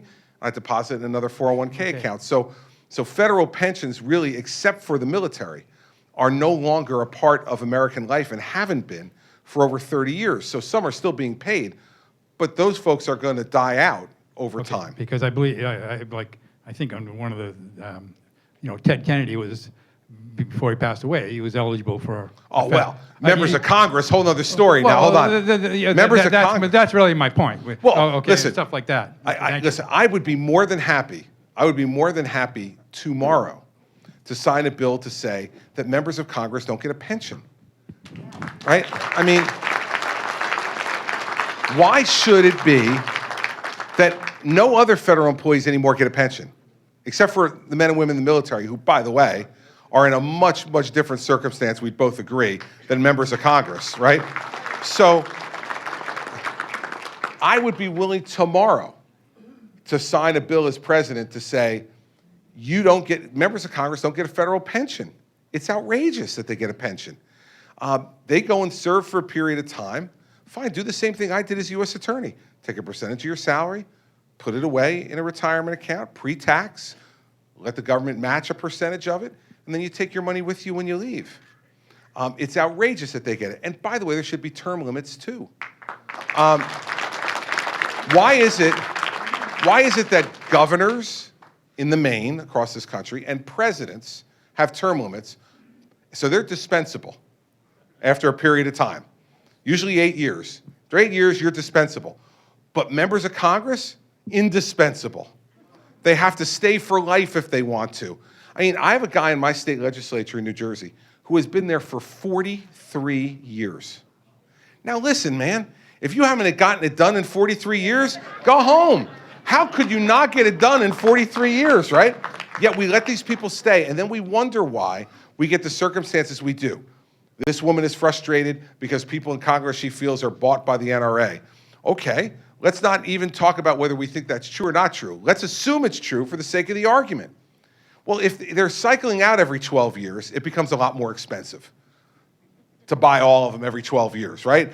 I don't think there should be a member of Congress who serves for more than 12 years. That's 6 terms in the House, that's 2 terms in the Senate. Go there for 12 years, put your ideas forward, make your arguments, cast your votes, try to affect the country positively, and then go home. And with no pension. I completely agree with you. Doesn't make any sense. And they and the judges are the only folks left in that federal system who get pensions. They and the judges are the only ones left who get pensions like that. And the judges, like the members of Congress, get very generous pensions. Very generous. All right. Yes, young lady right here. Good evening, Governor. My name is Mackenzie, and I am a sophomore at the high school down the street here. In about 1 year, I will be applying to the United States Air Force Academy to hopefully become a cadet there.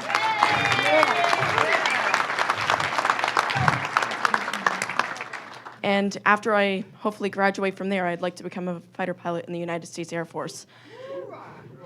And so my question is, if you were to become Commander-in-Chief of our United States military, what will I be expecting as hopefully a fighter pilot in the military? What will your military policy be? Well, first, I hope that I get to speak at your graduation as your Commander-in-Chief. That would be great. Right now, our military policy has stripped away from the fighting men and women in this country the ability to do their job the right way. What do I mean? The Army is the smallest Army we've had, active duty Army, since 1940, pre-World War II. I've put forward a plan that says we should never have fewer than 500,000 active duty soldiers in the Army. There's only about 440,000 right now. Secondly, we should never have less than 185,000 active duty Marines in the Marine Corps. Right now, we have a Navy that is the smallest Navy the United States has had since World War I.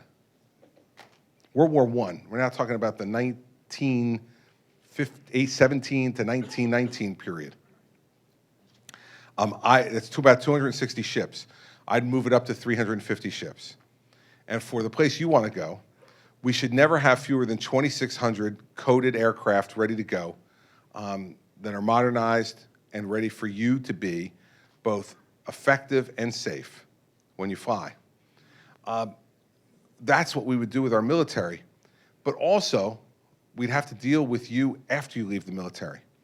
And what's happening with the Veterans Administration in this country is a disgrace. It's a disgrace because we will promise you, if you come to the Air Force Academy and you graduate and you serve honorably and you're ultimately discharged, one of the promises we make to you is that we'll take care of your health care for the rest of your life in return for the service you've given to this country. The VA is falling woefully short of keeping that promise. And in fact, worse than that, they've lied to veterans across the country and denied them care and lied about denying them care. So the other part of the Commander-in-Chief's job is not just taking care of you and giving you the right type of leadership, the right type of equipment, the right number of colleagues so you don't have endless deployments that will affect you both physically and psychologically, but also is to take care of you after you leave. You're the Commander-in-Chief for the veterans, too. And veterans in this country have been treated awfully in this administration, and Hillary Clinton says that there's no crisis at the VA. I'm sure that's because she doesn't go to the VA to try to get health care. Right? So in that respect, we do two things. First, for any veteran in this country, they should be able to take their veterans card, go to any doctor or any hospital in America and get treated, and we pay for it. That's what we promised them, and we're falling well short of that. But I don't want to throw out the VA system because there is a great deal of expertise and really caring good people who work for the Veterans Administration who didn't make these decisions that led to all these problems. They just want to help. And they have great expertise on everything from prosthetics to mental health and everything in between. We want them to continue to be there. So what I would do as president is go to the best hospital CEO in the country and say to them, listen, we need you to serve your country for 2 years. Leave your position, come run the Veterans Affairs Department, and straighten out this veterans hospital system and get it working like it's supposed to be working. That way, then, our veterans could go to those Veterans Administration hospitals and healthcare centers and be taken care of the right way. All of those things are what a Commander-in-Chief needs to do. And the last thing is this. As your Commander-in-Chief, if you become the fighter pilot you want to become, and you climb into that fighter jet, I want you to know two things about your Commander-in-Chief. One, that I will define the mission for you. You don't have to figure out the mission yourself. I will define the mission for you. And then second, that I will always have your back. Always have your back. Those are the two things you should know when you climb into that jet. So I commend you for your interest in serving our country in that way. My lieutenant governor's son just graduated this past year from the Air Force Academy and had an amazing experience and now is serving in the active duty Air Force. It's an amazing place and some wonderful people who go there and serve and train you. And so I hope that your dream comes true and I hope you wind up there. So congratulations, that's great.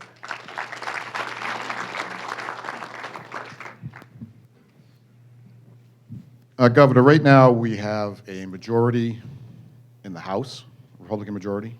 We have a Republican majority in the Senate. Not veto-proof, but we have a majority. Yet it seems like nothing is getting done.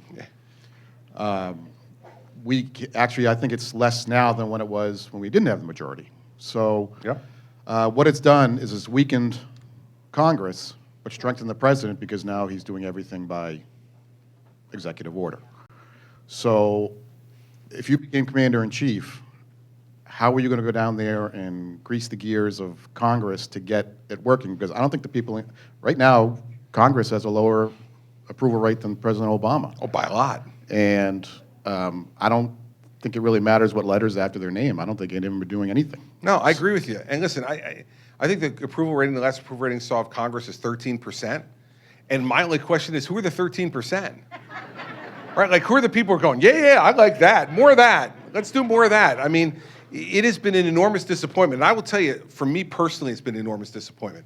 Because in 2010, when I was a newly sworn-in governor, there were lots of candidates for the House of Representatives around the country who asked me to come and campaign for them and to come and raise money for them, and I did.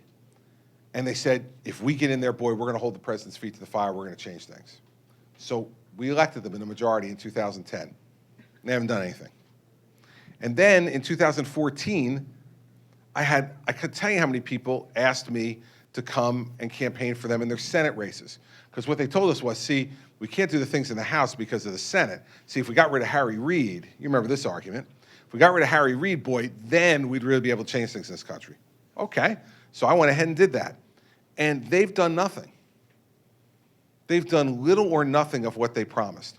Why aren't they doing the tax reform that this lady's talking about over here and put it on the president's desk? If he wants to veto it, let him veto it. Why aren't we repealing Obamacare and replacing it, putting that on the president's desk? If he wants to veto it, he can veto it. Why aren't we laying out our Republican ideas and principles, passing them through the Congress, and putting them on the president's desk? Because if you don't do that, you've got no argument to make. Then if the president vetoes it, then you can say to the American people in a presidential election, you're okay. Here are the things we would do. We proved you we could do it. We passed them through Congress. You give us a new president and a Republican president, we'll put those into effect. They can't even make that argument right now because they haven't even proved they could do it. And, you know, listen, this is the difference, okay, between being a governor and being a member of Congress. When you're a governor, man, you are held accountable for everything that happens on your watch. If something gets done, you get credit. If it doesn't get done, you get the blame. And you understand that every day when you come to work, you have a responsibility to move the ball down the field. So how would I do this in Washington? The same way I've done it in New Jersey. You know, the thing is, I've had a Democratic legislature every minute of every day that I've been governor. And so I come to work every day knowing I'm not going to get everything I want. I just know it. I mean, they don't wake up every morning going, geez, how can we make the governor happy today? You know, it's just like not what they're going to do. And I also have to acknowledge, I have certain principles, so do they. I'm not the only person in town with principles. And by the way, they were elected too. So what you have to do as the executive leader of the government is to make things happen. And the way to do that is you have to develop relationships with these folks, you have to spend time with them, and you have to be willing to compromise. Now, that's not capitulation. I haven't signed one tax increase in 6 years. Americans for Tax Reform has said I vetoed more tax increases than any governor in American history. I've told them I'm not signing a tax increase. We had 115 tax and fee increases in the 8 years before I became governor.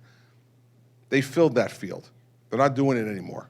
People pay too high taxes in New Jersey already, so I vetoed all of them. But I've compromised on other things.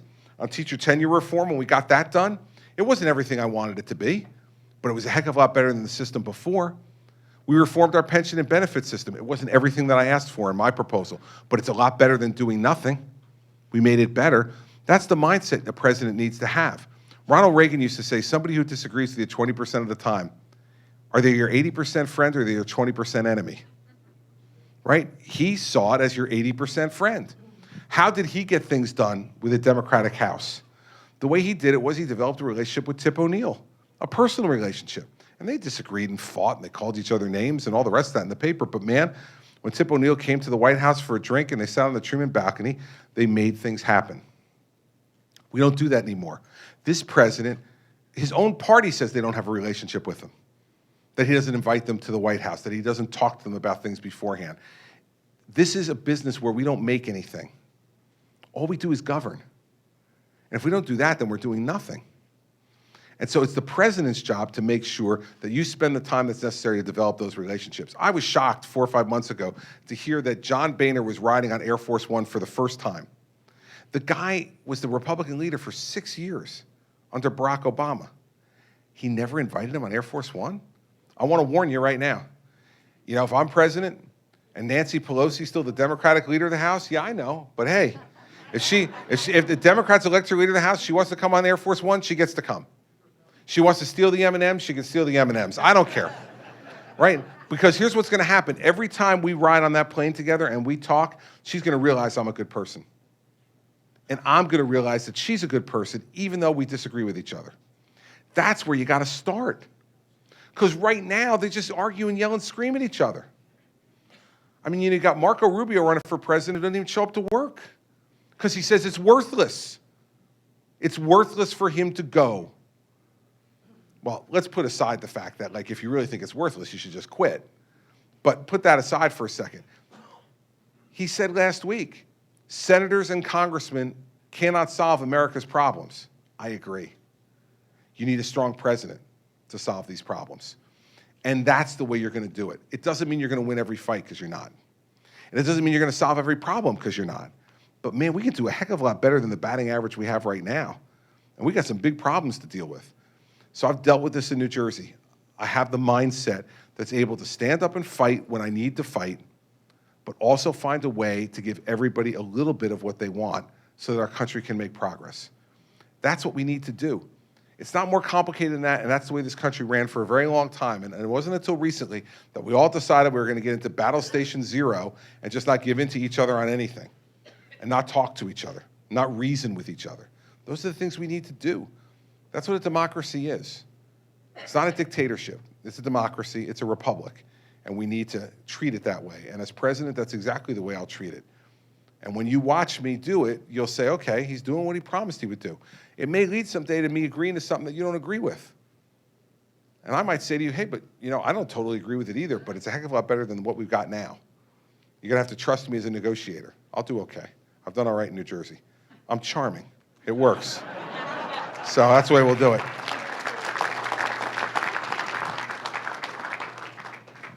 So, hello, Governor Christie. By the way, I was in the Army for 23 years. Thank you for very your much. service. Thank you. Thank you. And I saw you 4 years ago with Mitt Romney. You're looking good there, baby. You Thank you. lost a ton of weight. Yes, we so have. Congratulations, fellow. We're half the person we were when we were here with Mitt Romney. Well, you look great. So it's only a couple weeks till the primaries, as you very well know. I do. I was at the Trump thing a couple of weeks ago in Lowell. The guy, blah, blah, blah, blah, blah, but he had nothing to say. He didn't say anything of substance. When are you, and you're a fellow Goomba, when are you going to take the gloves off and start smacking him around? You don't have much time. I think it's the first time in my political career that people have said to me, you're not aggressive enough. It's glad I'm in Derry tonight. Another first. Listen, you know when I will? When I think it makes sense to. Okay? I'm not in this to just beat Donald Trump. I'm in this to become president of the United States. And I'm going to make certain decisions about when I want to say what I'm going to say. No, we're not running out of time. We're not running out of time. And here's the other thing. Everyone's kind of obsessed with him. I don't quite get it. Okay, and here's what I don't get about it. No one has voted yet. How many times have you people in New Hampshire turned the polls upside down? How many times listen, I remember coming up here in 2000, and I was working for George W. Bush in 2000, and all the polls beforehand said George W. Bush was going to win, or it was going to be very close between George W. Bush and John McCain. I came up here, I worked that whole weekend before, went door to door for him, did all this stuff, went back home to New Jersey on Monday. Tuesday, watched the results, and he lost by 18 points to John McCain. Now, I'm sure the people who were working for McCain thought that was going to happen, but I can tell you, the news media didn't think it was going to happen, and the people working for Bush didn't think it was going to happen. And so, the point is that I'm not going to get obsessed with anybody at the moment, except for making my presentation to you so that you don't go to another town hall meeting and say, hey, I went to that Christie thing in Derry, and all he did was go blah, blah, blah, blah, blah, right? And he didn't say anything. I want to convince you that I'm the guy with answers who knows how to do these things. I tell everybody who goes to a Donald Trump event, if you get to ask a question, just ask him how. I don't care which one of the things he talks about. Just ask him how. How? See, I can answer how. And I can answer how because I've done it. You may not like how. You may disagree with my how. We've had a few of those tonight. That's okay. But no one can say, I don't know how. They can say, I disagree with him, but not he doesn't know. That's the difference between a governor and Donald Trump. That's the difference between a governor and Marco Rubio. That's the difference between a governor and Ted Cruz. Listen, we've had, for the last 7 years, a first-term United States senator in the White House who never managed anything bigger than a 30-person Senate staff. And then we wonder why the VA is screwed up. We wonder why the Pentagon is messed up. We wonder why we're not getting things done around the world. We wonder why he took over health care and now it doesn't work and it costs more and you can't keep your doctor and you can't keep your health plan. We wonder why. I'll tell you why. He doesn't know what he's doing. He never knew what he was doing. He knows what he believes, but there's a big difference between believing something and getting it done. There's a big gap there. It's called the work between when it comes out of your mouth and when you actually can make it happen. And so I would urge you to think about that when you're considering Donald Trump or Ted Cruz or Marco Rubio, because they've never done it. So you're going to turn over for a second time the most complex government the world's ever known to someone who has never run a government of any kind, of any size, in any way. They can be charming, you can agree with them philosophically, and all the rest, but they won't be a nickel more effective. Not a nickel more effective. So, you know, I'll do what I need to do when I need to do it.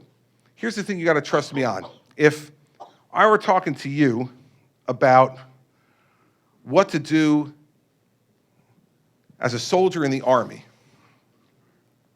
I'd give you a lot of deference on that because I never served, and you served for 23 years. So if you were going to tell me, hey, you think it's done this way? Here's the way it's really done. I'd give you a lot of deference. And so on this one, because I've been in politics for a little bit, trust me on this, okay? I have a plan, okay? I have a plan, and part of my plan is convincing people like you and others in this room that it matters what you've done and not done before, and that it matters that just what comes out of your mouth, even if it sounds good, isn't the end of the conversation, it's just the beginning. And the end of the conversation is, how are you going to do it? My sense of campaigning here for the last 9 months is that folks in New Hampshire understand that. I have a lot of faith and confidence in you. And so I'm going to keep making my pitch. And I know there's some of you out there, because plenty of you have come up to me just like you, and said, come on, you're the tough guy from Jersey. Slug him, you know? You know what I am? I'm the winner from New Jersey, okay? And I beat a Democratic incumbent governor in a Democrat state when he outspent me $33 million to $11 million. And then I got reelected in a Democrat state where they told me I was going to be a one-termer because there's 750,000 more Democrats than Republicans. And I got 61% of the vote for reelection. That doesn't mean I'm definitely going to win this thing. But what it means is I got a plan, I'm going to execute my plan, and all I want from you tonight is when you go to talk to somebody else, say, listen, I don't know what the heck he's going to do about Trump. He's got some plan, but I'll tell you this. He didn't just blah, blah, blah and hope blow hot air tonight. He knew what he was talking about. If you get that message across, we're going to win this thing. That's what's going to happen. All right, so they're telling me that I can take one more question, which means I will take two. And here's why. The reason I will take two questions is this. You know what it's like to run for president of the United States? Here's what it's like. Every day you are surrounded by people younger than you who tell you where to go and what to do every minute of the day. The only place where I am free from the tyranny of the young is right in here when I have the microphone and the stool and the waters and all of you are sitting here. This is the only time where I'm in charge. The rest of the time they're shuffling around to every different thing and tell me what to do, and I go ahead and I go do it. But here I get to do what I want, so I want to remind them I'm still the boss. So we'll do two questions, okay? So I'll start with this lady back here who's had her hand up for a while.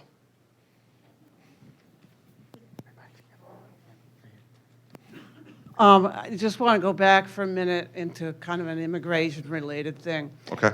My son-in-law is from Eastern Oregon, And he tells us that out there it's not safe to go into the public lands because there's cartels out there and there's automatic weapons and they're growing marijuana out there and stuff like that, and you just don't go there.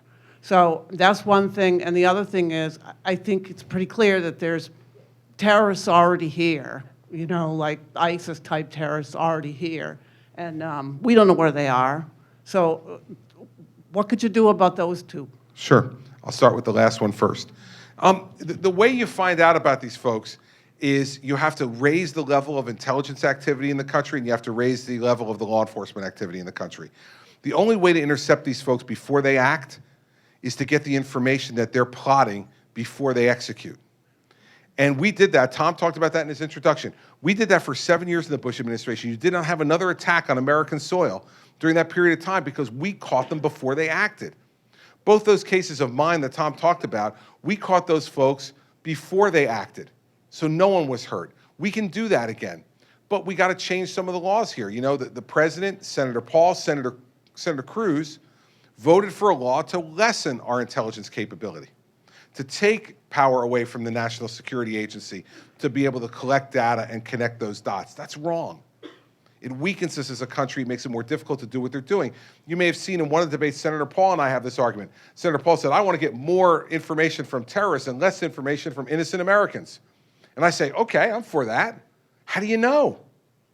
How do you know? They don't walk around with sandwich boards on saying, I am a radical Islamic jihadist who is attempting to commit murder in the United States. They're trying to do the exact opposite. They're hiding from us. We got to go find them. And we can do that through the use of intelligence and law enforcement capability to do it. Not perfectly. Nothing's ever going to be perfect because we have a free society. We don't want to make this society so closed and so lacking in liberty that we can keep us 100% safe. That's not what we want. But we can do much better than we're doing right now. Much better than we're doing. And the litany of attacks that Tom went through in the Obama administration's watch is the evidence of that. Because you didn't hear that during the Bush administration. Not after 9/11. On the other part, listen, this is again the idea of lawlessness. We have to enforce the laws everywhere and as to everyone. No matter who you are and what you're doing, the law's got to apply to you. And that's not about being tough, that's just about being smart. I mean, why should it be that the law applies to you but doesn't apply to somebody in East Oregon who's like growing pot and has semi-automatic weapons? Just because they have that and they want to do it? Right? Yeah, there's a lot of space, but you know what? We have so much more intelligence capability now and technological capability. We've got to decide that we think it's important. We've got to decide we think it's a priority. And if we do, we can do it. I have no doubt we can do it if we want to. We just have to decide if we want to. Is it important enough to us to stop that activity? Is it important enough to be able to say eye to eye to another American as president, I am doing everything I can every day to make sure the law is enforced fairly as to everyone, not just to a select few. I think that would make all of us feel better about our country, even with the laws we don't agree with. It would make us feel better about our country that at least we felt that everyone was being treated fairly and justly and the same under the law. Over the Supreme Court building, it says equal justice under the law. Equal justice under the law. Not equal justice under men or women, equal justice under the law. You have no chance at equal justice if we don't enforce the law. And so that's the way I deal with East Oregon, and that's the way I deal with the terrorist issue. Increase our intelligence capability, increase our law enforcement capability, enforce the law, and catch the people who are trying to hurt us before they hurt us, not after. After there's too much carnage. That's the way I would do it. All right. One more. This gentleman right there. Governor, in a recent debate, you mocked Senator Rubio and Senator Cruz on their discussion about privacy versus national security. And you said in the Senate, they just debate things, and as a governor, you get things done. So I'd like to know, where do you fall in that balance between privacy, data mining, and national security? And how would you get that done if you're not going to get it through congressional legislation? And then on a follow-on question after you answer that is, what's your views on encryption and whether, the FBI director is telling Apple and Google not to encrypt their phones or to provide backdoors? And how would that relate if the U.S. government has that? How would you prevent the Russian government from demanding the same thing? Sure. A few things. So on the balance between national security and civil liberties, I believe in the current circumstance it's a false choice. Okay, let me tell you what they eliminated and the argument they were going back and forth on and why I mocked it. First of all, because what I mocked was not the argument. It was the fact that they couldn't agree how each other voted. You should be able to figure that out, right? It's not like there's 18 different options to vote in the United States Senate, right? There's two. I guess, and not show up is the third one, but there's two, right? There's yes and there's no. And they couldn't agree with each other on how they voted. And my point was that I was trying to make was like, are you kidding? This is why people go like stir crazy in the United States Senate and why the American public can't stand them. Because they can't even agree on how each other voted. So I want to be clear about that. It's not the subject I was mocking. It was them not being able to determine whether they voted yes or no and disagreeing with each other on that. The reason I think it's a false choice is this. Here's what the state of the law was before they made the changes this summer. So we're talking about NSA metadata collection, which means the collection of numbers, of phone numbers that are exchanging telephone calls. If they find a match between an American phone number and a phone number of a known terrorist, what happens under the old law? You then, as the law enforcement agency, has to go to the court to make a case that you've shown probable cause to be able to get the phone records of the person who that number represents. At that moment, you don't know who the person is. All it is a number. There's no other identifiers on it for you to know that it's me or you or you or you. We don't know. We can't get that information on who it is and their phone records until we make a showing of probable cause to get that under the Fourth Amendment before an independent judge. So liberty and civil liberties are protected there by the court and the constitutional standards. Now let's say we get those phone records, so we know it's her, our Air Force Academy aspirant. Unfortunately, you have been apparently communicating with a known terrorist, which is going to hurt your possibilities for the Air Force Academy, but we'll work on it. So we find out it's her. We then go through her phone records that we get from a court order. And then we find out, well, she's been making a lot of phone calls to a known terrorist. Can we then put a wiretap on her phone? No. We got to go back to court, make another application based upon the information that we have to a judge, and say to the judge, now we want to put a wiretap on her phone so we can hear her conversations, and we will minimize those conversations. So if she's talking to her mother, her brother, her cousin, we can't listen to that. We can only listen to the calls that involve the terrorism investigation that we're ongoing. All that ordered by a court. So this idea somehow that we've sacrificed civil liberties is insane. We didn't. Now, if someone acts outside the rule of law, if someone colors outside the lines, they got to be taken care of. If anybody inside the government does that, they need to be arrested and prosecuted. Equal justice under the law. But you don't throw the baby out with the bathwater. So where I fall on the balance between civil liberties and national security is that we should do everything we can under the Constitution to protect your security. Everything we can do under the Constitution. We shouldn't go around the court. We should work with the court and make sure that we present that exactly the way it needs to be presented. And then the court's going to decide, not me as the prosecutor, not some FBI agent. Now, on the encryption issue, this is a big problem. And it's a complicated problem because you put it very well. If in fact, right now, and for those of you who may not know about this, you know, Apple, other manufacturers are encrypting all their information on their phones so that you can't figure out what people are saying and how they're communicating. And they're saying they're doing this for privacy purposes for their customers. The problem is, even when law enforcement gets the appropriate warrants, it's very difficult for them to be able to figure out what's going on because of this encryption. And your point is really good. If they do it for us, why won't they do it for the other countries where they are selling their products and competing? This is why I think this has to be the product of a negotiation between the federal government and the manufacturers of these devices. I think to go at this with a sledgehammer and just pass a law would put us in an anti-competitive position vis-a-vis the rest of the world and create other problems that you implied in your question. But there has to be ways for us to be able to access this information. We cannot allow there to be dark corners of the internet where these people are communicating plots to kill people around the world, and we have absolutely no way of figuring it out. Because what that will lead to is extra constitutional activity. If we don't do that, then somebody who's really smart and knows how to do this stuff is going to start hacking. And that could be both inside the government and outside the government. And you know, no matter how well you encrypt something, there's always somebody who's a little bit smarter who can hack it.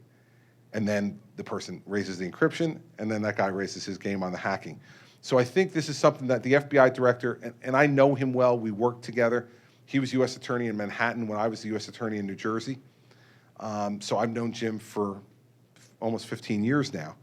I think he's trying to open a conversation with all of these companies, both the social media companies and the device manufacturers, to say, we're smart, we can figure out how to do this the right way. And by the way, this is also what happens when you have a traitor who reveals national security information and puts American lives at risk. Edward Snowden is a traitor, and he absolutely put this country at risk, put hardworking, brave American intelligence officers' lives at risk, and has made us a weaker nation. And it's all well and good for people to be able to, you know, give the hosannas to Edward Snowden. But think about Edward Snowden, the great defender of liberty.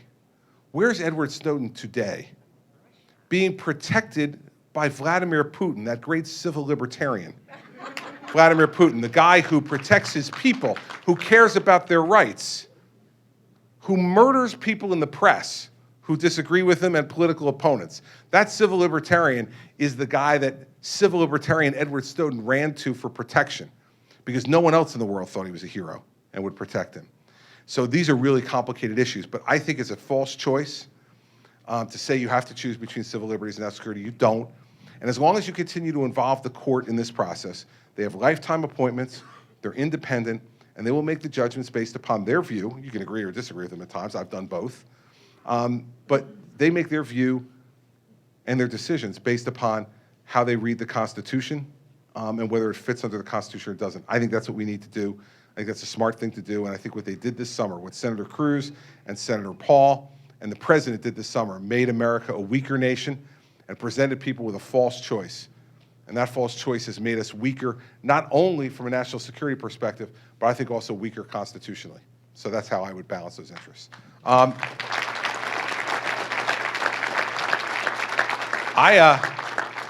want to thank you for the spirited town hall. I almost felt like I was back in Jersey. Not quite, but almost. I'm not telling you the other rules. This poor guy's still getting at it. You know, go on, let me tell you something, I guarantee you how you can do it. Go on YouTube and look up some of my town hall meetings. I guarantee you they're on there. At the beginning of the town hall meetings, I go through the 4 rules for people in New Jersey. Or there's New Jersey Press Corps here who have heard the rules, you know, like till they want to just go to sleep because they covered all 134 of those town hall meetings. They'll be able to tell you too. But I don't want to take up any of my time on New Jersey rules tonight. I want to say 2 things to you before we go. First is to thank you. On a cold night like tonight, as we started off this conversation, to have so many of you come out here tonight to give me a listen, to ask me questions, to give me an opportunity to make my case to you on why I would be the best person to be the next president of the United States is incredibly gratifying, really gratifying. And I tell people in New Jersey all the time who ask me what it's like to campaign up in New Hampshire. I tell them, if you're the least bit cynical about politics and democracy in our country, come here.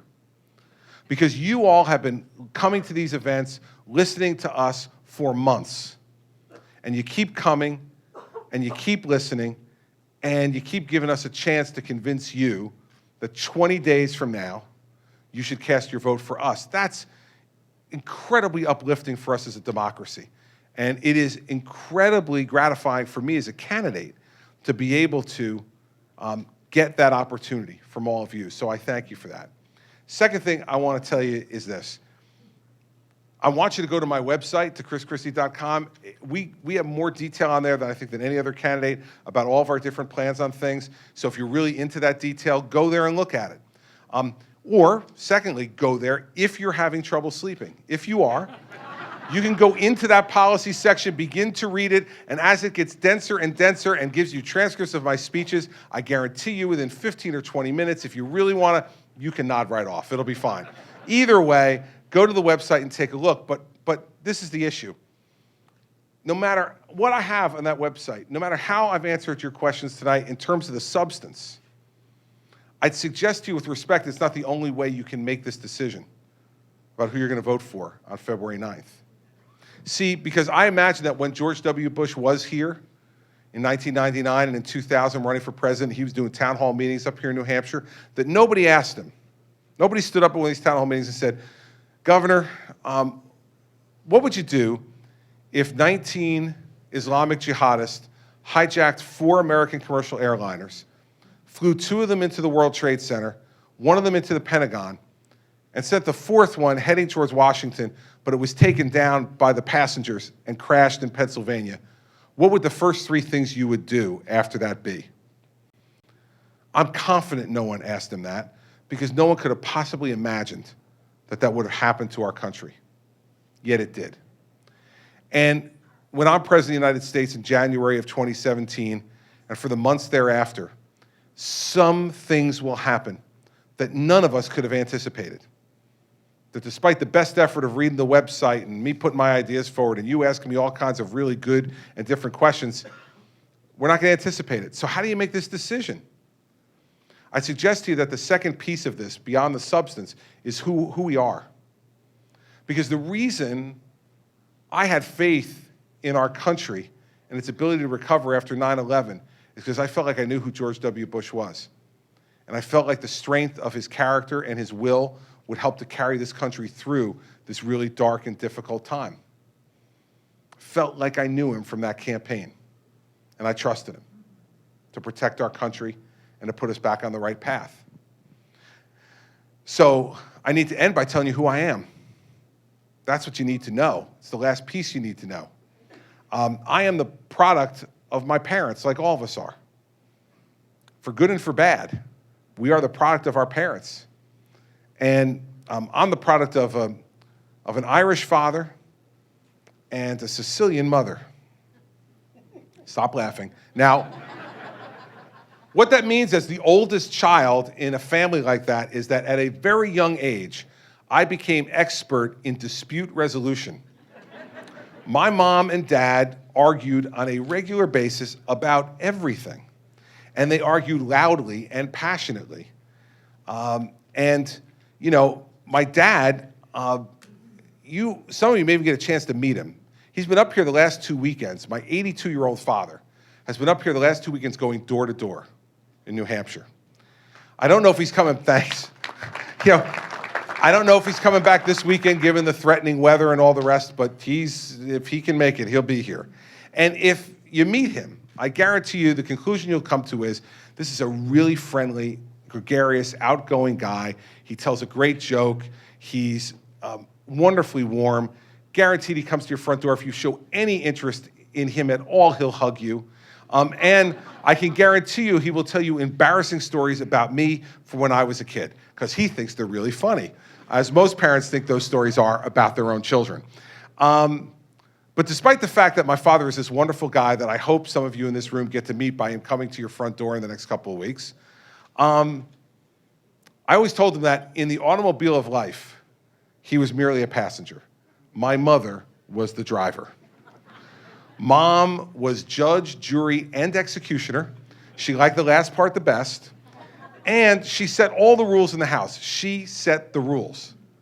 And there were lots of them, but the most important one, number one rule in our house, was there is no suffering in silence. Now, we always suspected that the reason she made this the number one rule is because she used it the most. And I mean all the time. And so as a kid, when I finally got to be a teenager, I could push back a little bit. I'd say, Mom, stop, enough already. I've heard it, I get it. I'm sorry for whatever I'm supposed to be sorry for. Just please stop. And she'd say to me, no, Christopher, you're gonna listen. You're going to hear it right now. I'm going to get it off my chest. There will be no deathbed confessions in this family. You will hear it right now. And she did that all the time. That's the way she taught us to be. Her view was no suffering in silence. You got a problem? I want to hear about it. We're going to argue it out. We're going to resolve it, and we're going to move on. Those were the rules in our house. So I said I had a Sicilian mother because on Valentine's Day of 2004, my mom was diagnosed with lung cancer.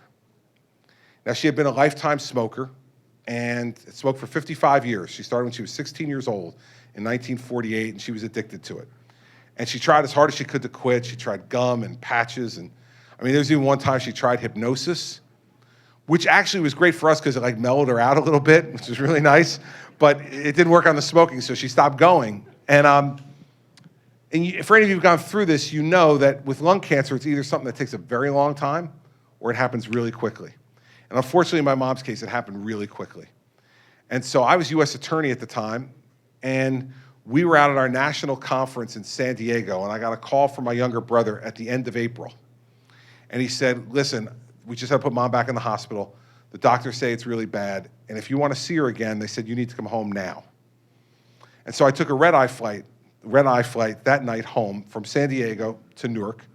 Got to Newark Airport, I got in my car, and I drove to the hospital where my mom was. And when I got there, they explained to me that they had started to give her morphine. And for those of you who got through losing a family member or a friend to cancer, that's kind of the last step. They're just trying to make you comfortable because, the end is fairly near. So she was kind of falling asleep on and off. So I sat by the bed for a while, and eventually she woke up. And it was so typical of my mother. She hadn't seen me for a week. And I looked at her, and she woke up, and she said, "What day is it?" I said, "Well, it's good to see you, Mom. Missed you. I'm sure you missed me, too. It's Friday." She said, "What time is it?" And I said, "It's 9:30 in the morning." And she said, "Go to work." And I said, "Mom, I just flew across the entire country and left a conference to come and see you because, I wanted to. I'm taking the day off today, so I'm not going to work." And she looked at me, she said, "Christopher, it is a work day. Go to work." Like, Mom, what are you afraid of not getting your taxpayers' money's worth? Like, what's going on here? I'll make up the time. Like, don't worry about it. I'm going to stay here. And she reached over and she grabbed my hand and she said to me, "Christopher, go to work. It's where you belong. There's nothing left unsaid between us." Other than the birth of our 4 children, it was and still is the most powerful moment of my life. My mom, my role model, the person who set the rules, was giving me permission to let her go. And as I sat there thinking about it, I thought to myself, man, damn, she's right again. She's right again. There was nothing left unsaid between us because of the way she taught us to live our lives. Every grievance had been aired. Every joy had been shared. Everything we needed to say to each other, we had said. And so I sat there and I thought to myself, well, she's right. So I said, I'll do as I'm told. I said, "Okay, Mom, I'm going to work." And I kissed her on the forehead and she said to me, "Good boy." And I turned around and walked out. And 3 hours later, she went into a coma, and 3 days later, she was gone. And I never spoke to her again. It was the last conversation we ever had. And I have absolutely no regrets, none, because she had taught me to live my life the right way. There were no deathbed confessions. She had said it like as a joke when she was trying to get her argument out. But she was right. There was no need for any deathbed confessions. We were all square, Mom and I. And so I know that if my mom were alive today to see this circus that my life has become, she'd have a lot to say, for sure. But there'd be at least 2 things I know she'd say. The first thing is, she'd look at me and she goes, "So, you're running for president of the United States, Mr. Big Shot. Remember something, buddy? I changed your diaper. I know who you are." And I know that she would be so concerned about me keeping my head on my shoulders and my feet on the ground. It was important to her. The second thing I know she'd say is she'd say to me, "Listen, okay, if you're going to do this, you're going to ask these people to give you more trust than they can give to anybody outside their own family. Then you better tell them everything. You better tell them what you're thinking. You better tell them what you're feeling. And you better tell them when you're thinking it and feeling it. Because Christopher, in a trusting relationship, that's what we do. And so what I tell you is that's who I am. If you give me the honor of being your president, you'll never have to wonder what I think, because you'll hear it. I'll say it, like I did tonight. You'll never have to wonder how I feel, because you'll see it. I'm not very good at hiding it. You'll never have to wonder what I'm willing to fight for, because you'll see that too. You'll see me fighting for the things that I feel most strongly about and that I believe in. And the last thing is you'll never have to wonder how hard I'm willing to fight for it, because you'll see that too. And after the last 7 years, that's what I think we need. We need someone who's willing to let the American people get to know him and let the American people know, good or bad, up or down, here's who I am, here's what I'm willing to fight for, here's what I really believe and think in my heart, and here's how I feel about my country. And so you need to know that about all of us before you go into that voting booth on February 9th, because we can't anticipate everything that's going to come across that desk. But what you need to know is what's in here for the person you put there. Because if you don't know that, you can't feel safe and you can't feel secure. And the number one job of the president is to make you feel safe and secure so you can raise your family and live your life in a way that this country has always promised people they can. So that'll be my deal with you, whether you like it or not. That'll be the deal. And I really hope that you give me the opportunity to do this. I will end by telling you this, because I have to, because it's a New Hampshire guy who told me I have to do this. Early on, in one of my early town hall meetings back in July or August, a guy came up to me at the end of the town hall meeting and he said to me, "Governor, I listened to you. I like the way you say things. I really like everything you said. I really appreciate you coming." I said, "Well, thank you." And he goes, "And I can't vote for you." And I said, "You can't vote for me? Why not?" And he said to me, "Well, you forgot to do something, and because you forgot to do it, I can't vote for you, but I wish you the best of luck." And he's a guy who looked to me to be in his 80s, and he just started to walk away. And I said, wait a second, come back. I said, "You got to tell me what I forgot to do. Like, be fair here. I mean, tell me what I forgot to do." And he said, "Well," he said, "I sat there and listened to you. I was agreeing with you. I was nodding my head. I was smiling at you. And you know what? You never asked me for my vote." I said, "You never asked." I kept thinking he's going to ask me for the vote at some point. You got done. You never asked. He said, "So you didn't ask, so I'm not giving it to you." And I said, "Well, can I have your vote?" He goes, "Too late." I said to him, "Too late? Too late? It's like August. You're not voting until February. You mean too late?" He said, No, you didn't do it." So I said, "Come on, be fair." And he said, "All right, here's what I'll do. I'm going to come back to another one of your town hall meetings. I'm not going to tell you where or when. I'm going to see if you learned your lesson. If you learn your lesson, I'll give you another chance. But if you forget to ask for the vote, you're finished with me." I said, "Okay." And then he started to walk away. And I said, "Thank you, sir." And he nodded his head. He walked away. Then he went about 4 or 5 steps. He turned back around, looked over his shoulder, and goes, "And by the way, that's the way we do things in New Hampshire, son." So I've been very disciplined now since the end of all this to say, I will end by asking you for your vote. It's only 20 days now. It's deciding time. I know that for all of you. It's deciding time. And I'm asking you for your vote. But I want more than your vote. I'm going to be selfish. I want more than your vote. I want your trust and your confidence too. See, your vote gets me to the White House, and that would be great. And I would be thrilled. But your trust and your confidence is what gives me a chance to be a good president. Because I'm going to have to make decisions that you're not going to agree with. I'm going to have to do things that are going to be really hard. But if I have your trust and your confidence, I have a chance for us to have a successful presidency together. If I don't have your trust and confidence, I can't. So what I'd love to be able to have between now and February 9th is your vote and your trust and your confidence. And if I can have that, we can make this country everything that we want it to be. Everything that we want it to be, we can do that together. I believe we can. I think you believe we can too. Because if you didn't, I don't think you'd be here. So thanks for coming tonight, everybody. We'll see you again soon.